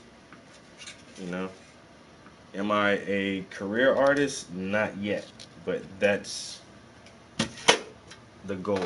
That is the goal.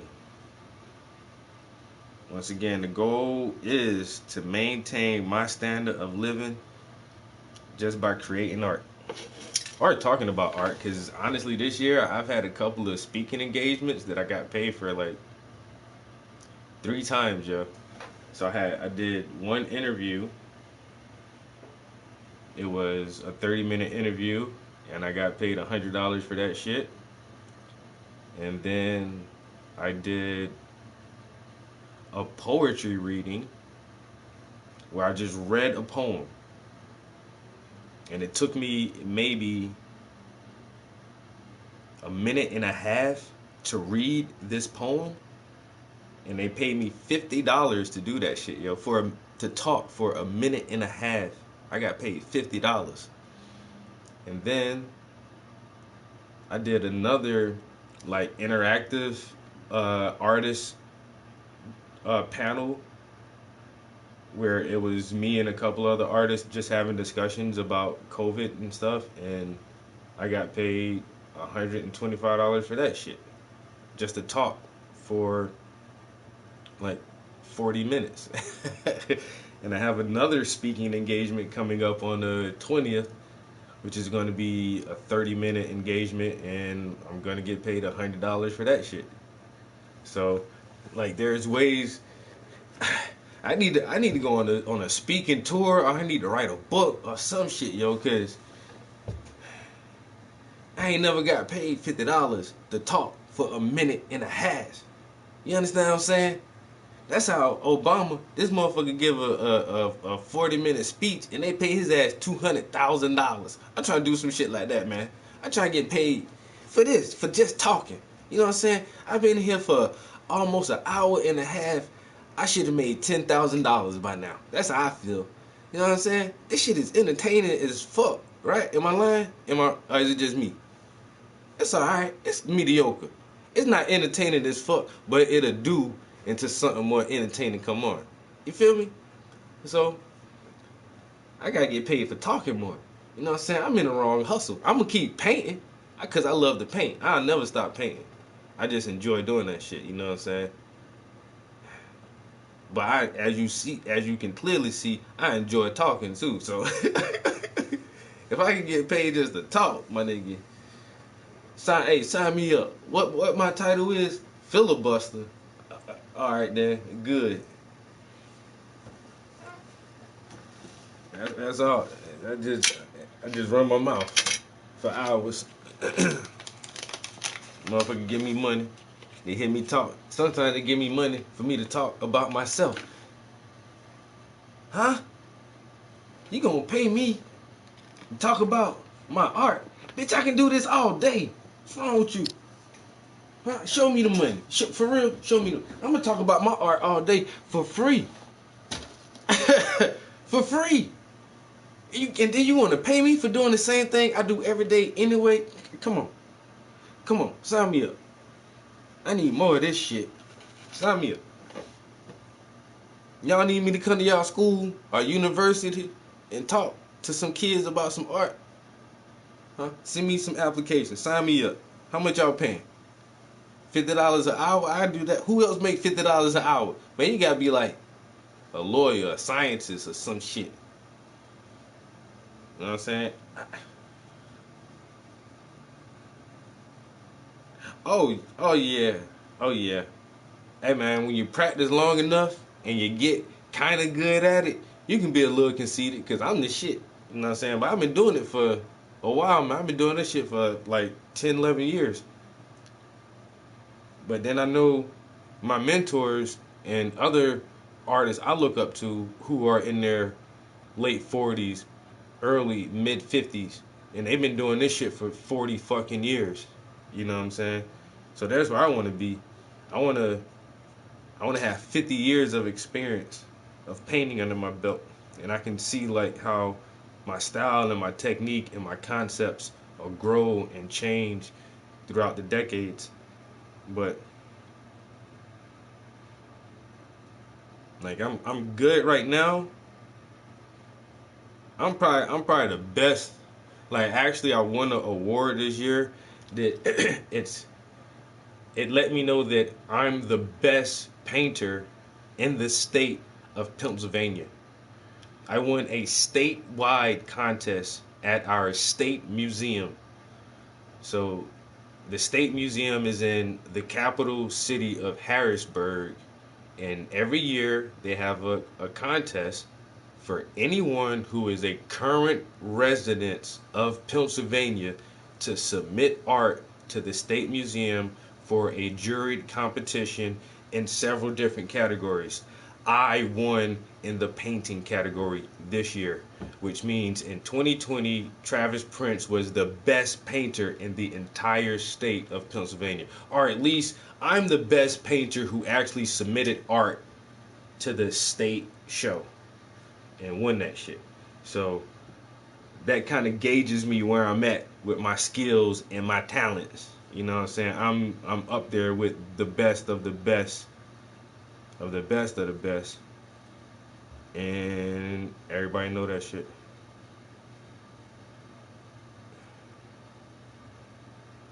And why can't I find the edge to this fucking leaf? That's why I don't like smoking these motherfuckers, man.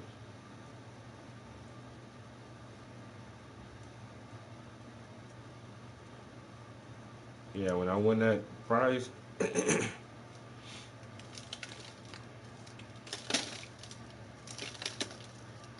oh my god, that's why.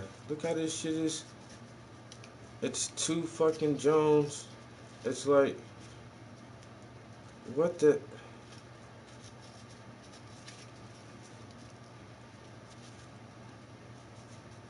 There's like 2 leaves in one. That's why I was having trouble finding the edge. It was like, it looked like one was the edge of the leaf, but then it wasn't. And then it looked like another part was the edge of the leaf, and it was, but both of them, it was just like 2 fucking leaves in one.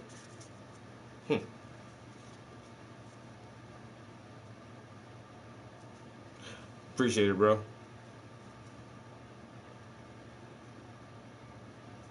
Damn right. When you know your shit, I'm the shit, nigga. I'm in the mechanics. Give me the tools. That's all I need. You know, I need tools. I gotta have brushes and paints and all that shit. I just can't, make this shit out of thin air. But if a man got his tools, you do whatever with that shit. I'm the shit. Give me the tools. I'll show you. Can you do that? Grab my tools. Say no more. Say no more. Grab my tools.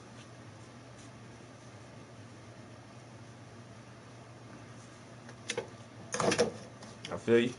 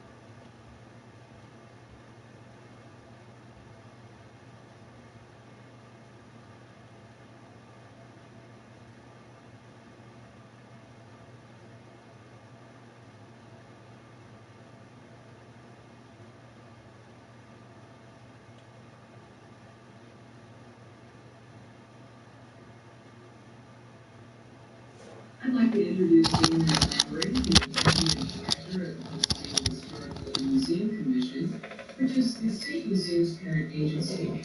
Andrea is going to announce the State Museum Purchase Award, which is an exciting new acquisition for the museum from the Heart of the State 2020.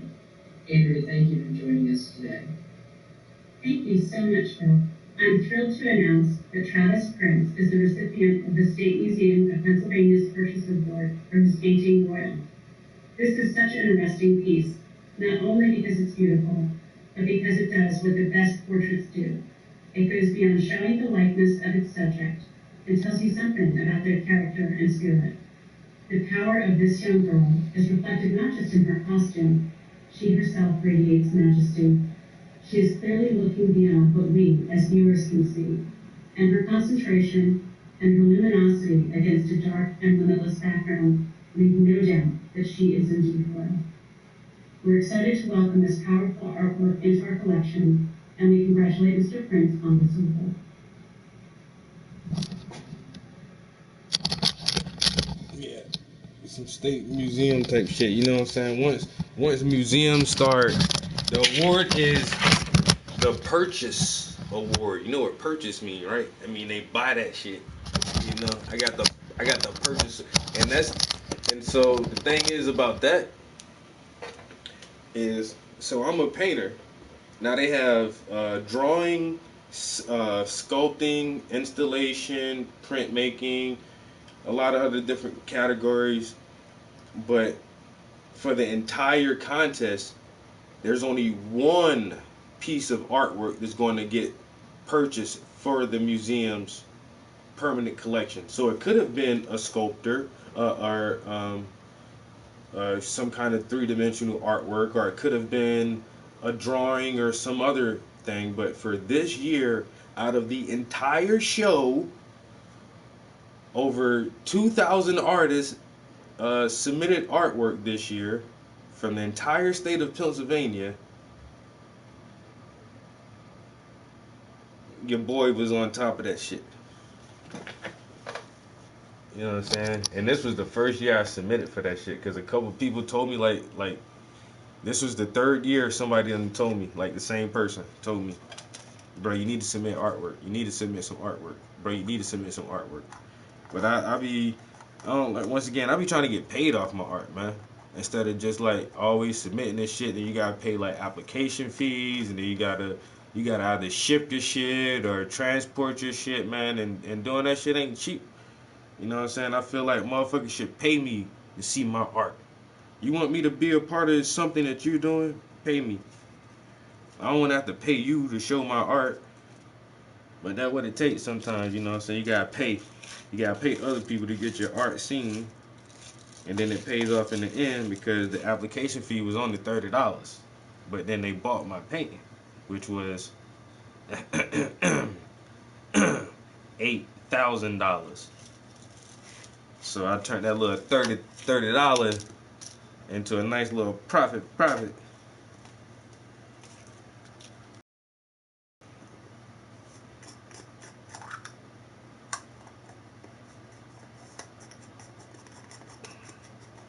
But now I got my painting in the museum. You know what I'm saying? I'm over that shit. You know what I'm saying? That's old news. Yo, what the fuck? Yo, that shit scared the fuck out of me. It's a little cricket or something was in here, bro. God damn. I thought that shit been a spider though. Alright, it dead now, but I don't play with no fucking spiders, bro. Yo, PA, they got recluses up this shit and everything. But made me waste my weed. Yeah, people like, oh, are you gonna be in the art gallery? Art gallery? Girl, I got art in the museum. What are you talking about? I'm past that. You know what I'm saying? Now, I'm on to this other shit. Like I said, I'm trying to get paid for talking. That's that shit I'm on now. I'm trying to get paid to talk, man. Y'all can't pay me to talk. Oh, y'all ain't worth my time. You know what I'm saying? Y'all ain't worth my time no more.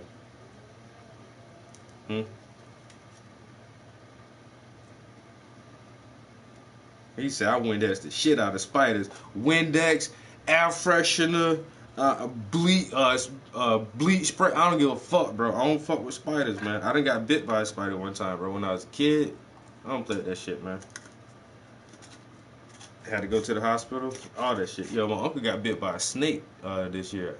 He was already healed up by the time I seen him, but he told me about that shit, yo. He's damn, I forgot what he said, bit his ass.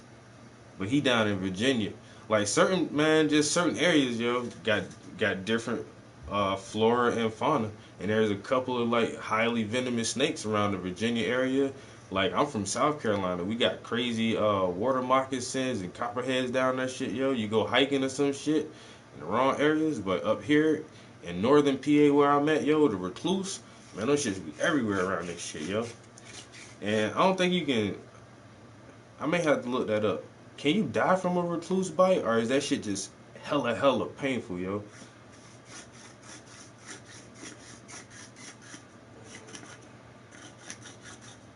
But they certain spiders, you don't need to, like most other spiders, especially like the long legs and them little. It's this wood spider.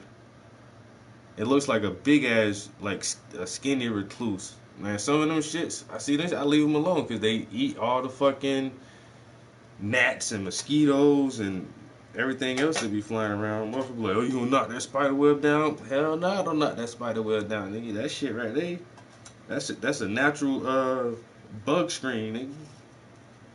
Let them motherfuckers do their job.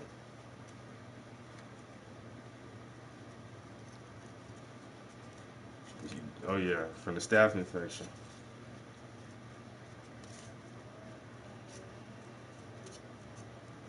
But yeah, I don't be quick to get rid of all spiders. But shit, a widow, them black widows, the recluses, and they had this other little furry ass spider. Think them shits poisonous as fuck too. Man, you see them shits, man? Get the fuck away from them shits, bro.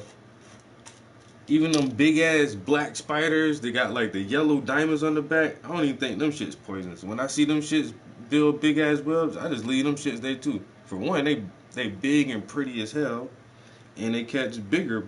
Their webs catch bigger bugs. Like, leave them motherfuckers be. Let nature work its thing. So as long as that shit ain't poisonous on me, I'm good.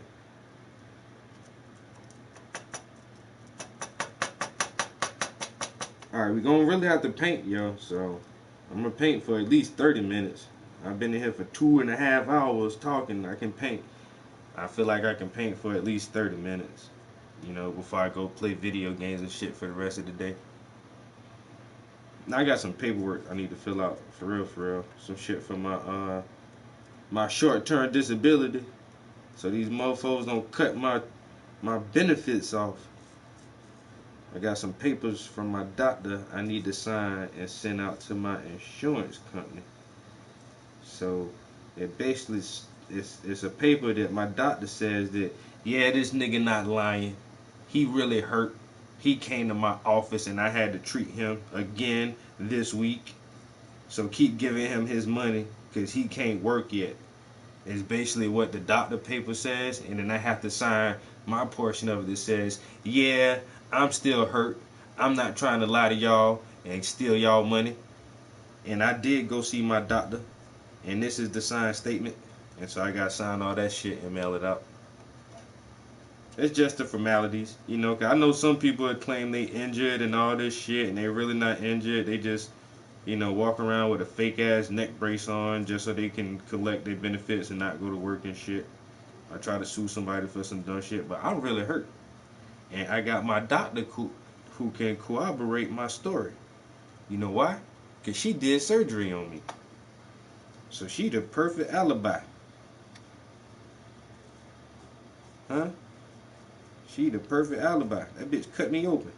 I ain't never had a bitch cut me like that. Cut me wide, cut me deep. And now I'm scarred for life. Word up, y'all. Look at my scar. That shit scarred for life.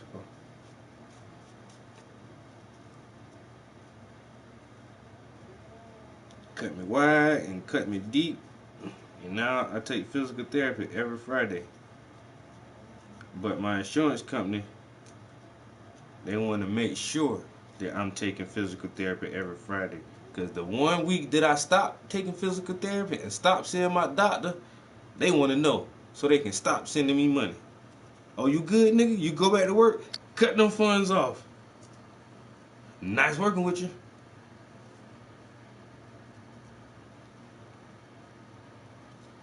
Get enrolled in the QMB program. I gotta figure out what that is.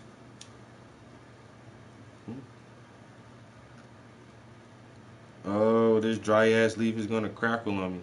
I'm wasting my butt.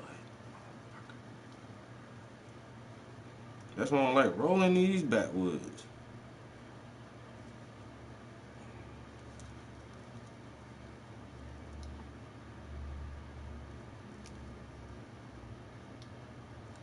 And I want my 3 months back pay.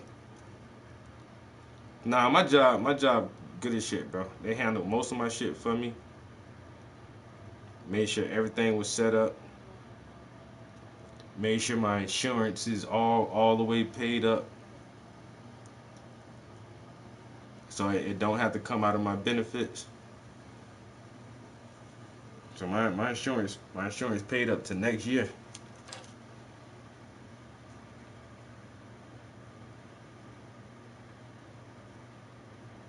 Motherfucking coworkers brought me a shower chair so I can sit down in the shower. Brought me a wheelchair. Brought me a shower sleeve. Sent me all kind of motherfucking cards and gift cards, and I had $50 Uber Eats cards here and $25 card for this, and motherfucker was sending me cash money. $25, $20 here and there. Like, yo, my coworkers is shit, yo. The company I work for. I actually work for a non-profit organization that is geared towards helping and improving our community. You know what I'm saying? I do legitimate work to better the neighborhoods and the city I live in. You know what I'm saying? I could sell drugs, but I don't do that. You know what I'm saying? I'm a counselor, and I'm a do art therapy and instructional shit.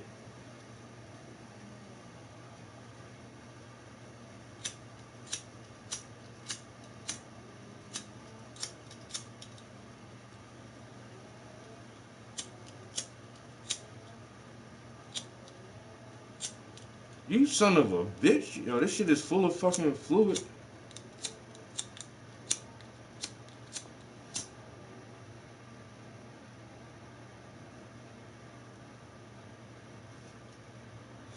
I gotta get me some lighter fluid for my Zippo, man. I'm tired of these cheap ass fucking shits, man. You know what I'm saying? These lighters is ridiculous. I just hurt my damn thumb. You see what I'm saying? I hurt my thumb doing that shit, man. I ain't got time for that.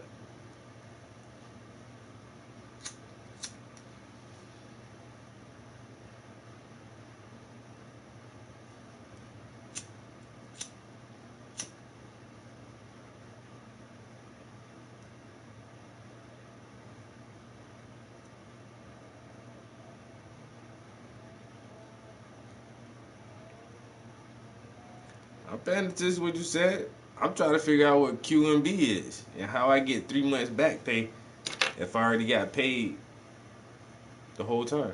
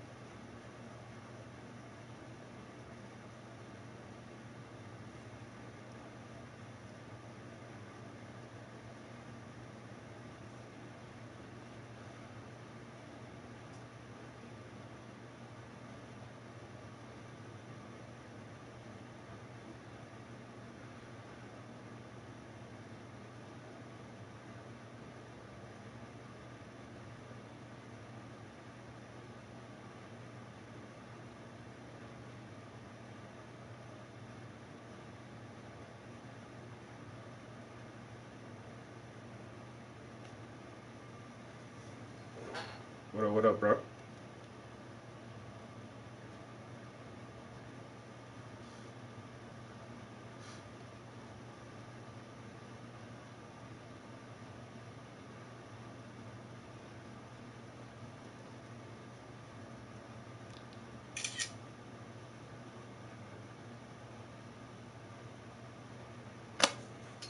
Definitely look some more into that. Whatever I read, that's that quick. Let's see what that's talking about.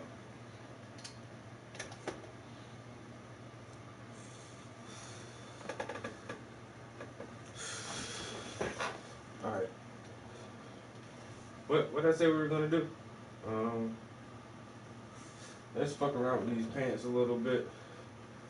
Yo, what's today? Today is Saturday. Yo, Art in the Dark. What up, my dude? The one beside the table. What up, bro?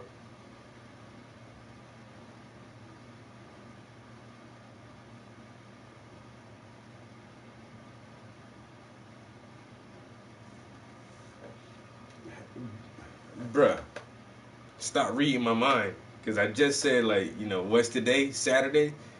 So we have Sunday, Monday, Tuesday, Wednesday, Thursday. Yo. I'm good, bro. Yeah, yo. Nigga got 2 shoes on. My leg's still kind of skinny.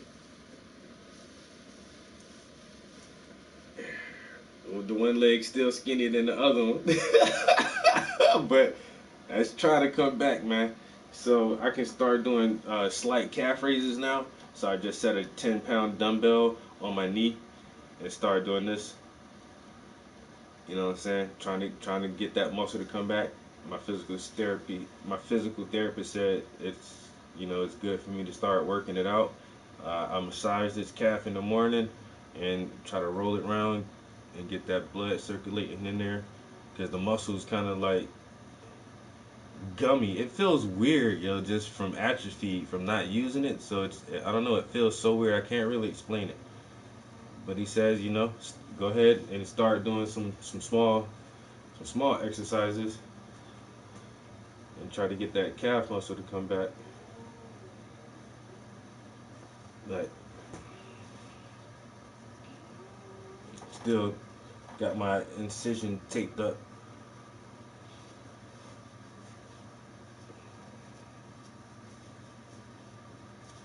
So the scar is like here. It's a little bit of swelling right there. There's a pretty big scar.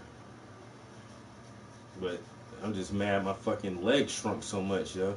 And that shit is so weak, yo. Like, that shit is so weak, yo.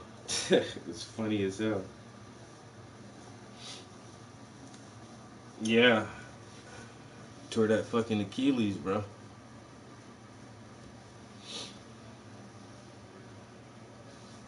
Yeah, whoever, but it was the premium, whatever, like the deluxe premium edition version of it. It already got released earlier. Oh, what happened? Oh yeah, bro. I tore my Achilles tendon. I had surgery and everything, bro. I was in 2 splints. Then I was in a cast. Then I've been in a walking boot. And technically, I'm still supposed to wear my walking boot, but yesterday I went to physical therapy. I go on Friday mornings, and my walking boot had a wedge heel in it, and so we took it down a little bit, and then yesterday we took it down a little bit more, and my therapist told me to come in with both shoes, and I did some bicycle exercise and some walking on the parallel bars and some other range of motion exercises with just 2 shoes on. But it's like, you know, still wear your boot. And so I have to go to my surgeon on Tuesday to let her look at the incision and everything and make sure she's happy with the way it's healing, and then maybe I'll take all the wedges out of the walking boot, but they still want me to wear that boot for a little while. But like when I'm in the house, I just put shoes on.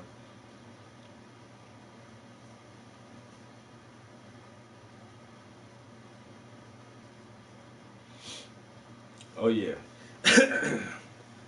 Shit, I got fucking hella pair of DCs, yo. I got like, all my DCs are old as fuck now.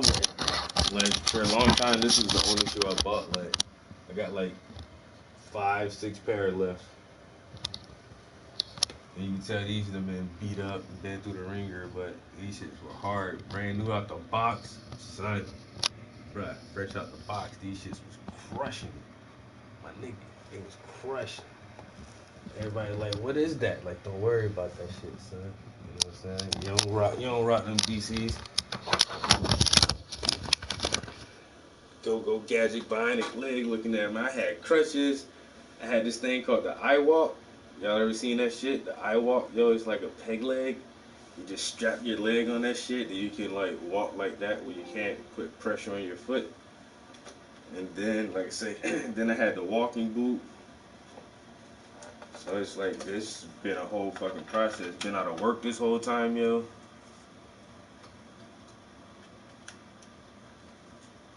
Crazy, son. The pain is almost not noticeable now, but in the beginning, like first the injury was the most pain I ever felt in my life when it first happened. Like that shit snapped, like pow. I'm like, oh my God, what did I just do? Like,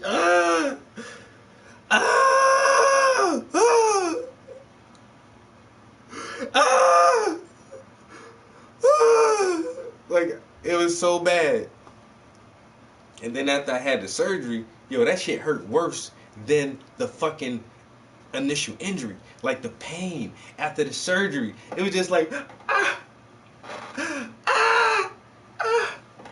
It was, but now it's just like, you know, it's like, I'm getting better.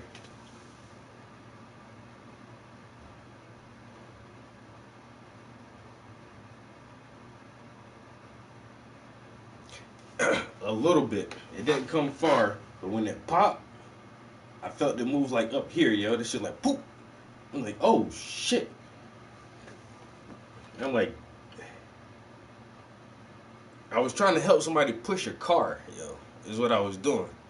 And as I'm pushing the car, they fucking slam on brakes. And I'm like, ooh, and that's all it took, bro. It was just like a little jerk like that, yo. And that's all it took. But how I was standing and how I was positioned, and I had my weight leaning all the way forward, pushing this fucking car, and it hit the fucking brakes. And just the car lurched like an inch or so, and pow, and just blew that bitch out, yo. And I'm like, oh shit, that fucking hurt. Then I went to lift my foot, and that's when I felt the pain, like, oh my fucking God, did I just break my fucking foot? Like, what the fuck did I do? But I heard the snapping sound, like that shit was audible, like that shit was like pop, like, what the fuck, yo? And I don't know. It is, bro. Imagine a gunshot would feel like it felt like somebody shot me when I tried to lift my foot up, and that pain. Oh my God. But yeah, my doctor looked at it. She was like, it's like, bro, you gotta have surgery to fix that shit. I'm like, where? She's like, I'm gonna have to tie that shit back together. I'm like, oh my God, man. $13,000 fucking surgery. And then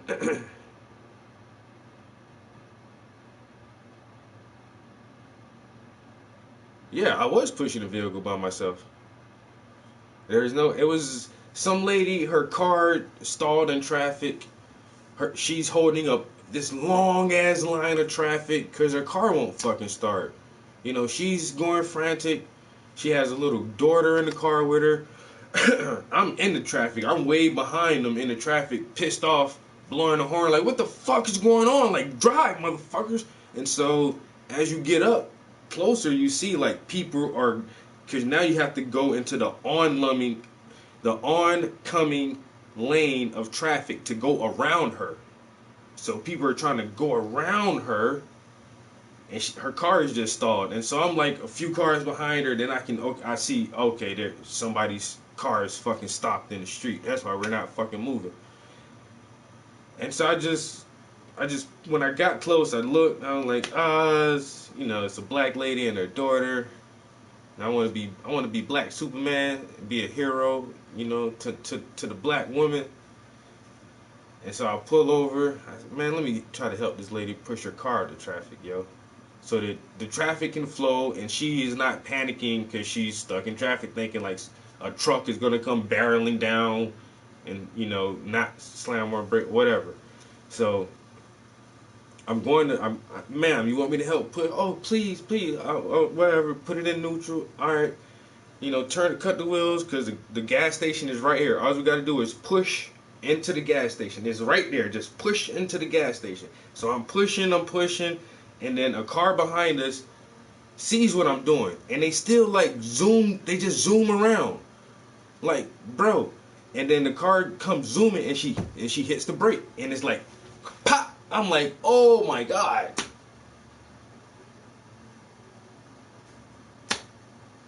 Like, what the fuck? And so now her car is still stuck in traffic, and I fucking broke my foot. Didn't even help get the car out of traffic. I pulled over. I got out my car. I hurt my foot. I got back in my car.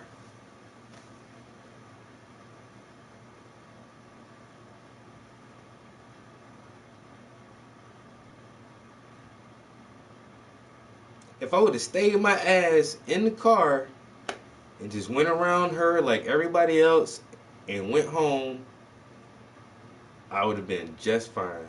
Just fine. But no, me trying to be Black Superman, hey, that shit in the past now. Yeah, you know, it is what it is. It just happened that way, and it's nobody's fault. I kind of blame it on the dickhead who saw me pushing the car and still tried to zoom around that lady. Like, bro, if you would have just gave me 2 minutes, I could have pushed the car out the way.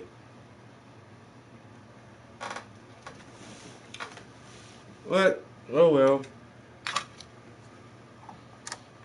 You know, that's how the cookie crumbles, man. Shit just happens sometimes, and it's not like, you know,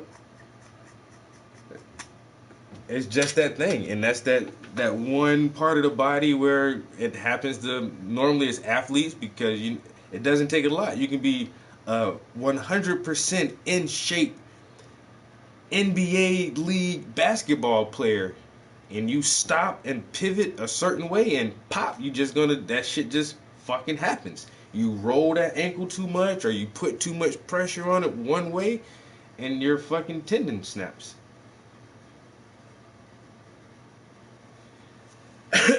Yeah, I hope not.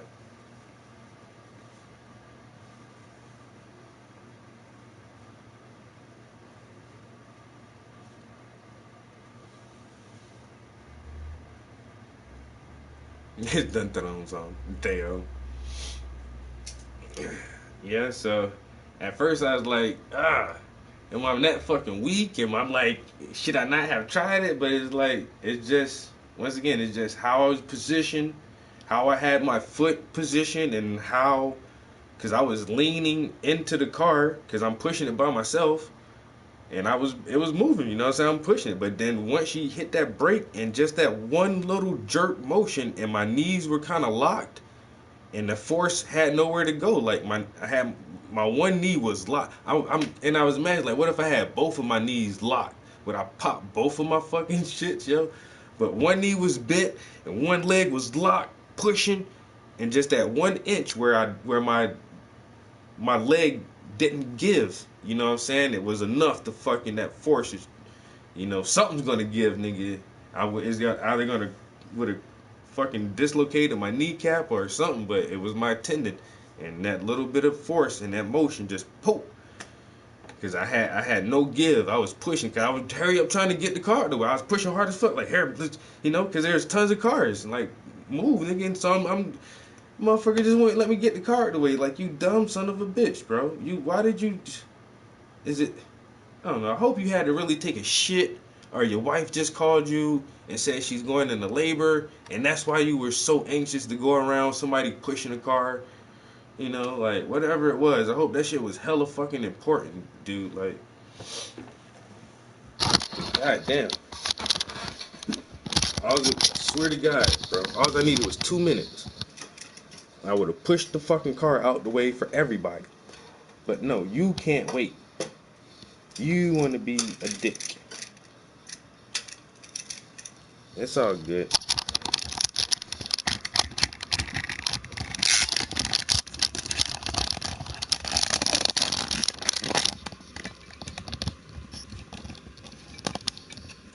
I just want to really play around with a little bit of white on these acid wash jeans. Just kind of give a slightly more contrast to it. I'm not sure how this is gonna play out, but I'll probably fuck it up, but I hope I don't. You know, I'm hoping for the best. Always gotta hope for the best. You know, don't fuck it up. Cause you do too much sometimes, you know, and it's exactly that. It's too much. You should have stopped it a long time ago. Should have stopped it a long time ago. Cyberpunk. Cyberpunk. 5 days away, 5 days away. Cyberpunk 2077 is coming out in just a few days, and it's no surprise that it's leaking all over the internet because of that. Now, as somebody who's pretty wary of spoilers myself, I've been very, very careful about which leaks I look at and which leaks I don't, and I'm going to give you guys all of my takeaways here in this video, and of course... Fuck that. Spoil me, nigga. I'm like a baby. I like being spoiled. I'm gonna play the whole fucking game anyway. You can't tell me the whole game, and you can't make the same. And see, this is like, I like games like this, like the Fallout series too, because you get to make your own decisions when it comes to interacting with NPCs during conversations and stuff. So even if I see exactly what happens, I still might decide to take a different conversation path, which ultimately may change some aspects of gameplay later on when it comes to different missions or how you interact with missions. And then apparently you have 3 different, not classes, but 3 different backgrounds you can choose from. So I'm already thinking I'm going to be a fucking one of the city kids. You can be a corpo, a street kid, or what it is, Outlander or some shit like that.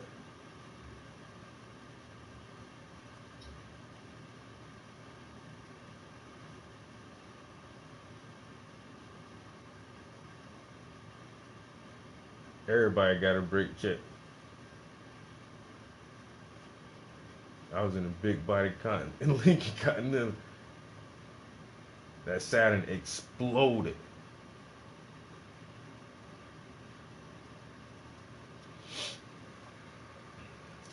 Little Saturn, the shit made out of aluminum foil and fiberglass. That shit just shred like paper. That shit exploded into a bunch of crumply little balls of whatever, yo. Damn. I'm in a Lincoln, bitch. This shit made out of iron, American steel. You know my bumper made out of? That's real chrome, bitch. That's real. Does your Saturn even have chrome anywhere? You got alloy wheels. You don't even have chrome on your wheels, bitch. Everything is aluminum alloy. It's lighter. Okay, the lighter my ass. Shit, my uncle had a motherfucking a 70-something Chevy Nova. Man, he hit a little some little car, man.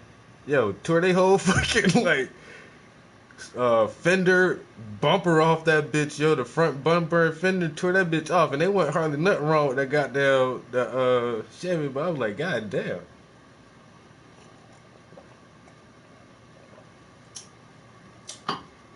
Motherfucking Chevy Nova, that bitch made out of American steel. The Nomad, that's the other class. Not that, what I said, Outlander or some dumbass shit. I sound so corny just now. The Nomads. Can't wait for this shit. I already got my shit pre-ordered, bro. I ordered my shit last week.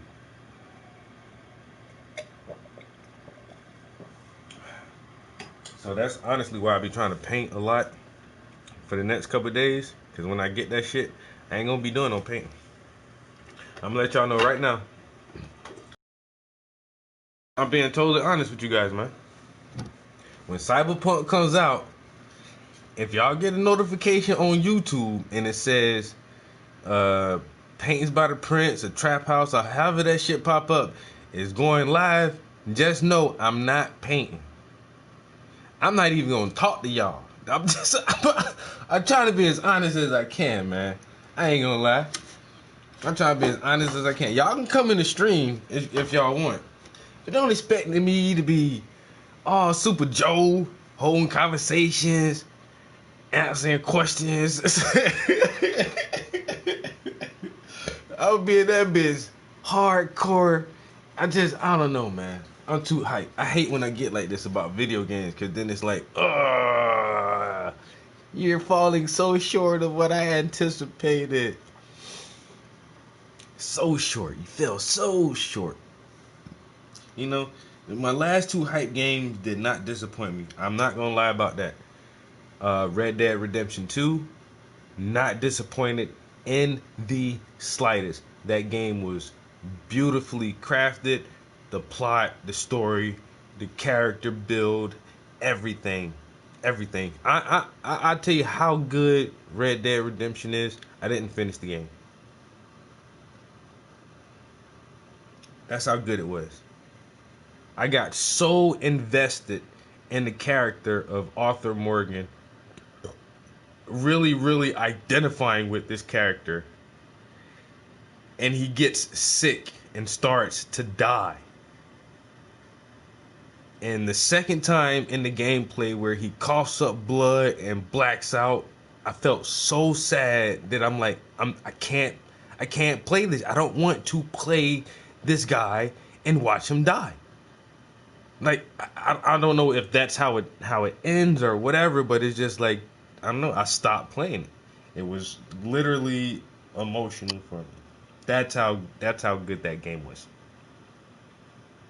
I definitely need to finish it though. I need to go back and just run through it, because I'm over it now. I'm not like, oh, don't kill off Arthur. Why does he have to have black lung? And you know. But then the other hype game for this year was The Last of Us Part 2. And I was so fucking hyped for that shit, yo. So hyped. Because I played Part 1. So fucking hyped for The Last of Us Part 2. And then the leak started coming out and talking all this crazy shit about the plot. And everybody knew they were going to kill Joel off. And it's like, what the fuck is that? And I played the game, and I still love that shit, yo. I've actually played that game 1.5 times so far. I started a replay and like made it about halfway through before I stopped again. But I just wanted to see how it is with, like, on the second play over, you can keep all your weapons and upgrades and all that stuff. And so it makes it a little bit easier. So I did that for a little while. But that game did not disappoint.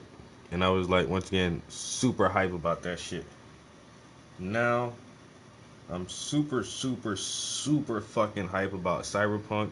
And I'm just hoping, like, just please. Oh my God, just please live up to, like, I know it's extreme, like, just 80% of the hype. What? I don't even want 100%. You know what I'm saying? Live up to, like, would I push it if I say 85? Just 85% of the hype, maybe? If it's 85% as good as they make it out to be, I think that'll still be passable. But they pushed it back, and now they're saying, oh, we're going to have day one patches to fix some bugs and glitches that we still see in the game.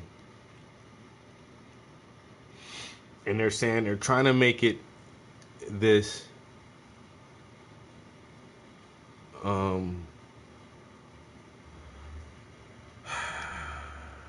trying to make it so immersive that once you load the game, that's all there is like you're in the game and there are no cutscenes anymore.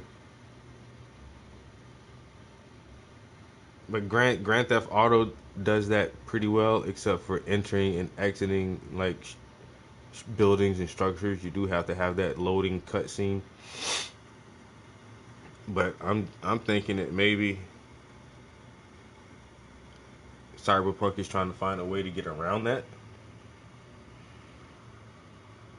Even once again, the other major sandbox games from Bethesda, Fallout, and the Elder Scrolls series. Like, those worlds are massive, and there's massive chunks of those worlds where there is no loading screen. You just go and go and go and go. And so, once again, how they describe Night City and the desert wasteland surrounding Night City and the different districts, the verticality of the game, where you may be able to go into one of these mega buildings, that with little or no loading, exiting a shop to getting into a vehicle, driving to another district, getting out of your vehicle and going inside a building and up the elevator to a different location. If they can do all of that without a loading screen in between any of it, yo, I'm good. I'm sold. And then they showed off some of the photo modes which is, I think, my only downside to it is I wish there was a third person option, but now they're saying, with photo mode, you can, rotate, spin, zoom, pan, and do all these great features with your camera, so you can take pretty good pictures of your character and see, exactly how you have them customized, their outfits, wardrobes, and all that shit. But it's still like, I want to see my character the whole time.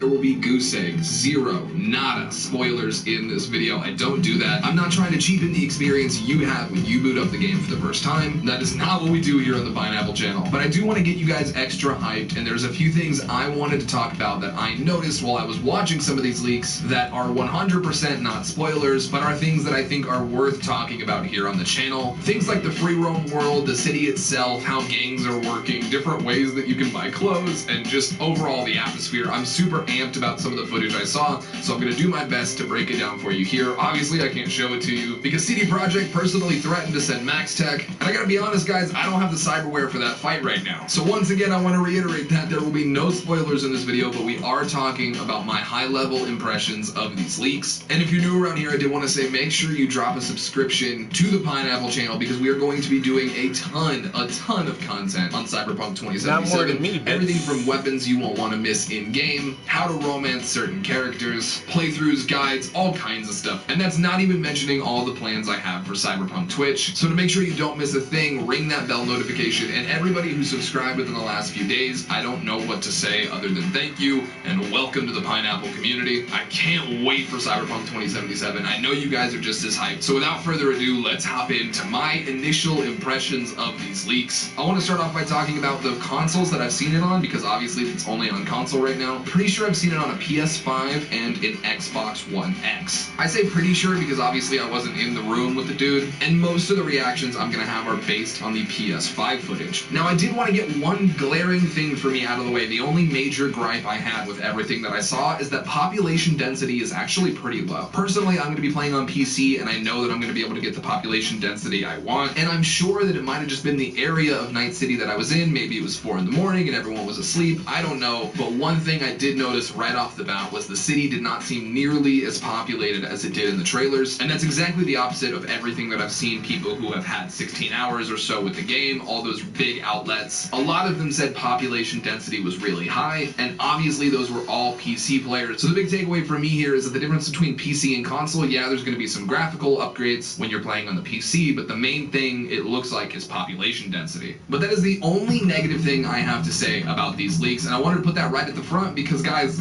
holy shit, does this look good. Now, I've seen about 30 minutes of uninterrupted gameplay, and it's mostly somebody driving around Night City. They pick up a cola, they get hit by a car, there's some loose looting involved, not a ton goes on, definitely nothing spoilery, and all I could do the entire time I was watching was lean closer and closer to my screen. The atmosphere that CD Projekt has created here is literally insane. Just watching people walk around this world had me with my jaw on the floor, and there's a number of reasons for that, but I would almost liken it to the way that Game of Thrones just felt like a different level of television. That's what this feels like for gaming. When I look at this game, it makes me rethink what gaming is supposed to be, especially open world games. And I really can't wait to get my hands on it so I can play with the conversation features, but all in all, the actual atmosphere of the game, and I know I keep saying atmosphere, but guys, like, it is really next level. Everything from the steam coming from the grates, the way the cars actually move, a lot of things that we've actually been taking for granted in other games look like they've almost been reworked from the ground up here. Like, if there's one thing I could say about this game, it's that it feels very refined. I saw a couple of basic graphical issues, some shadow flickering, one or two NPCs that looked like they were about to fight somebody but were staring off into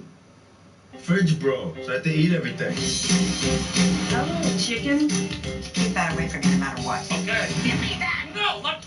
the distance. So there is some issues, but all in all, this game literally looks incredible. The other thing I wanted to say is the way you talk to random NPCs isn't all that interactive. Like, there is a talk button for like random pedestrians, which was interesting to me because a lot of the main story characters you just walk up to and start talking. So there has to be some separation between normal pedestrians and actual story mode characters. And maybe that's an easy way to tell if somebody you're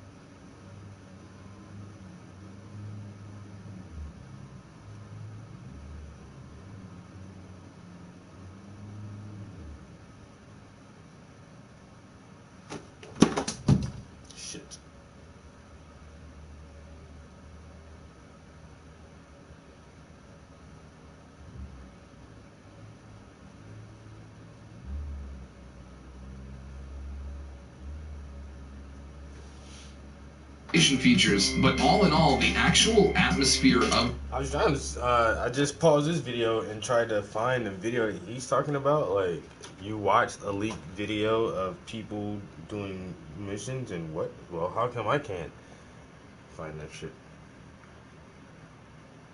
Must be on 4chan or some crazy dumb shit.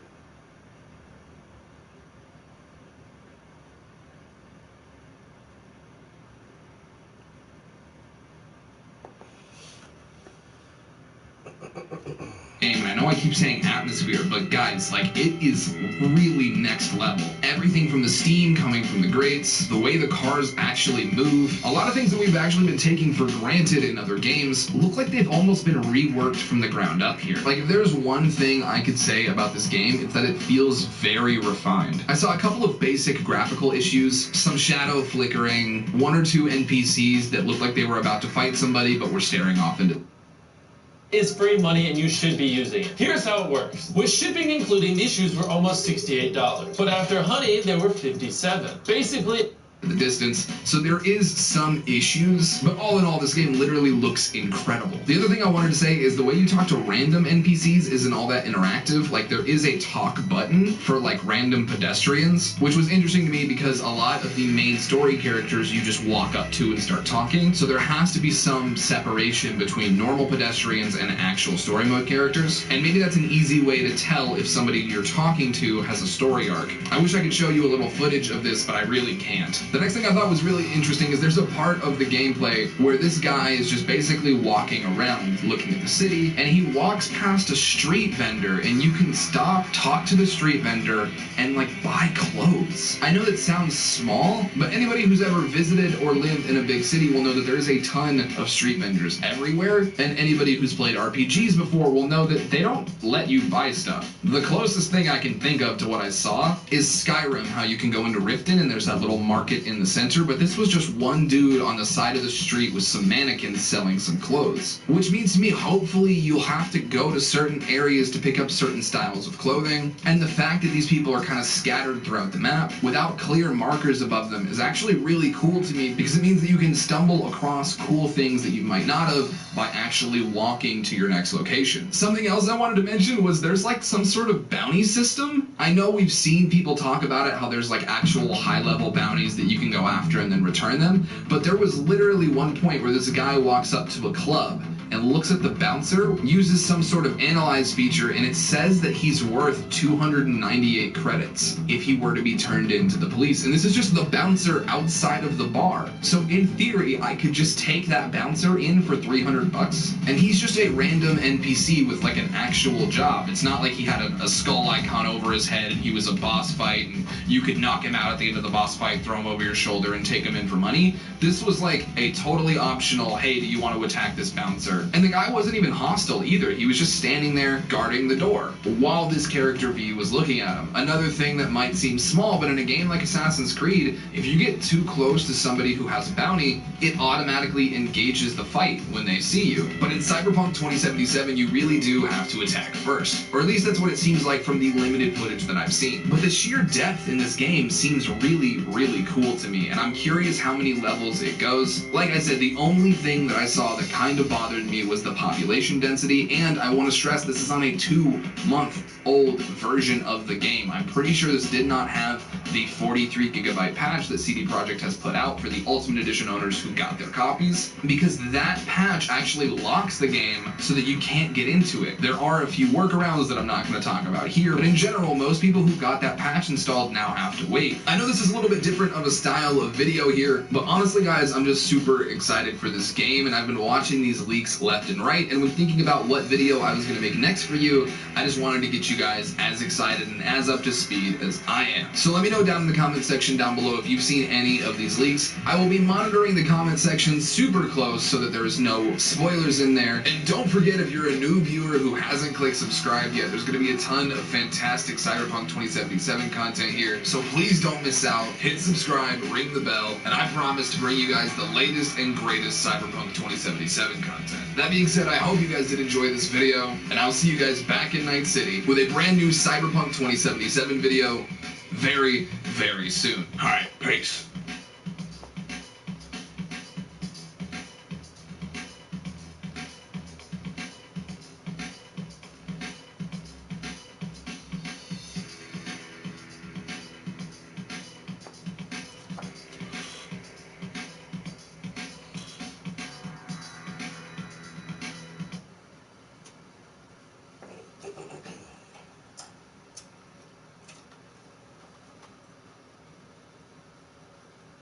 Warren Flanagan has the solution for your best sleep yet. Get a free adjustable base with the purchase of select. So it's no secret that Cyberpunk 2077 is a massive game, and with that comes a lot of weaponry for you to pick up and do some damage with. But as much as there's weapons that you want to pick up, there's a ton that you probably don't want to pick up. So don't you worry, because today here on the Pineapple Channel, we are going to go over everything that you need to know about weapons in Cyberpunk 2077 in anticipation of that sweet, sweet December 10th launch date. I know for me, the weapons are one of the coolest parts of the game, and after all of those 16-hour playthroughs came out saying that the gunplay felt really good, I only am more excited for it. So if you feel the same way, or you're just curious about the weapons in Cyberpunk, sit back, relax, grab a snack, and let's jump into the nitty-gritty world of Cyberpunk 2077. So before we jump into actual weapons, what they can do, and all that kind of stuff, you need to know about the different weapon rarities. And there does seem to be a little debate among the online community about one of these ranks, so I'll make sure to note that when we get there. But first off, like any self-respecting RPG, we're going to start off with common and uncommon guns. So these are going to be the guns that I assume you can find around the world. They're probably going to be relatively inexpensive and relatively in front of your face. So my prediction for these are easy to find and low damage. Obviously, as you level up in the game, your gun skill will progress, and that's a huge part of Cyberpunk 2077 actually, the way you progress with certain weapons over time. But I'm willing to wager that uncommon and common weapons are going to be pretty garbage no matter what stage of the game you're at. You're probably going to get one of these at the start and ditch it the second you can. And we know from the gameplay footage that V actually has a rare pistol, which brings me into the next one, rare. Yes, that's right, there is a rare rank, and I'm not really sure exactly how quote-unquote rare these are going to be. My guess is that mid-tier boss-type enemies will carry these weapons, so not your bosses and not your foot soldiers. You know, the guys who always have extra health that surround the bosses, those guys. I would also wager that you could probably get rare items out of chests and things like that, whereas I don't think that'll be the case for uncommon and common weapons. Those seem more like an on-the-desk, side-of-the-street type deal. But rare weapons and above, I'm guessing you'll be able to find in lootable chests, and like I said, on some higher ranking enemies. So if you want to make sure you don't miss any special weapons,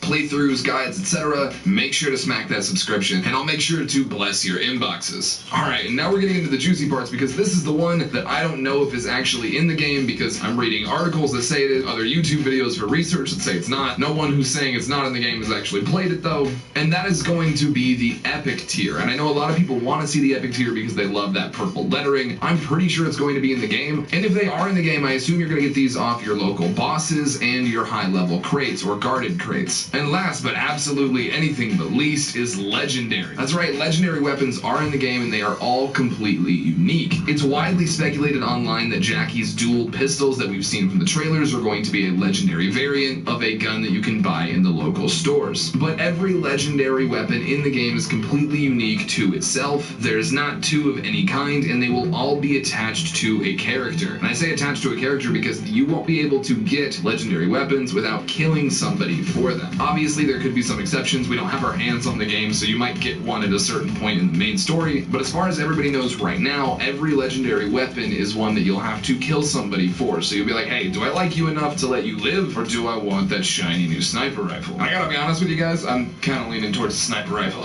And I did want to say real quick before we leave the rarity section that obviously the damage, accuracy, and all those things scale as you go up. Armor is a thing in this game as well, so you will have to get rounds that pierce armor, but thankfully, and we'll talk about this later, there's some ammo mods that'll help with that. But I just want to make that really clear. I feel like it's obvious to a lot of people, but an epic weapon or a rare weapon is going to have way more bullet damage, way more armor penetration and everything than a common weapon. That's why you're going to want to ditch those commons and uncommon as you can. Alright, now we're going to talk about the different types of weapons in Cyberpunk 2077. Alright guys, didn't do much painting today, but we did have some fun, had some really good conversations. We had a troll in here, had to put that fucker in his place, but that's what we do with trolls. And I did add a little bit more whites to the denim to get that acid wash look in there. I'll probably come up here later on off stream and work on some hair a little bit.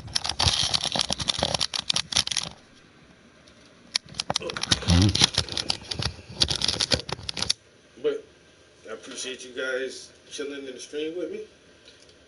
Catch you next time. Peace.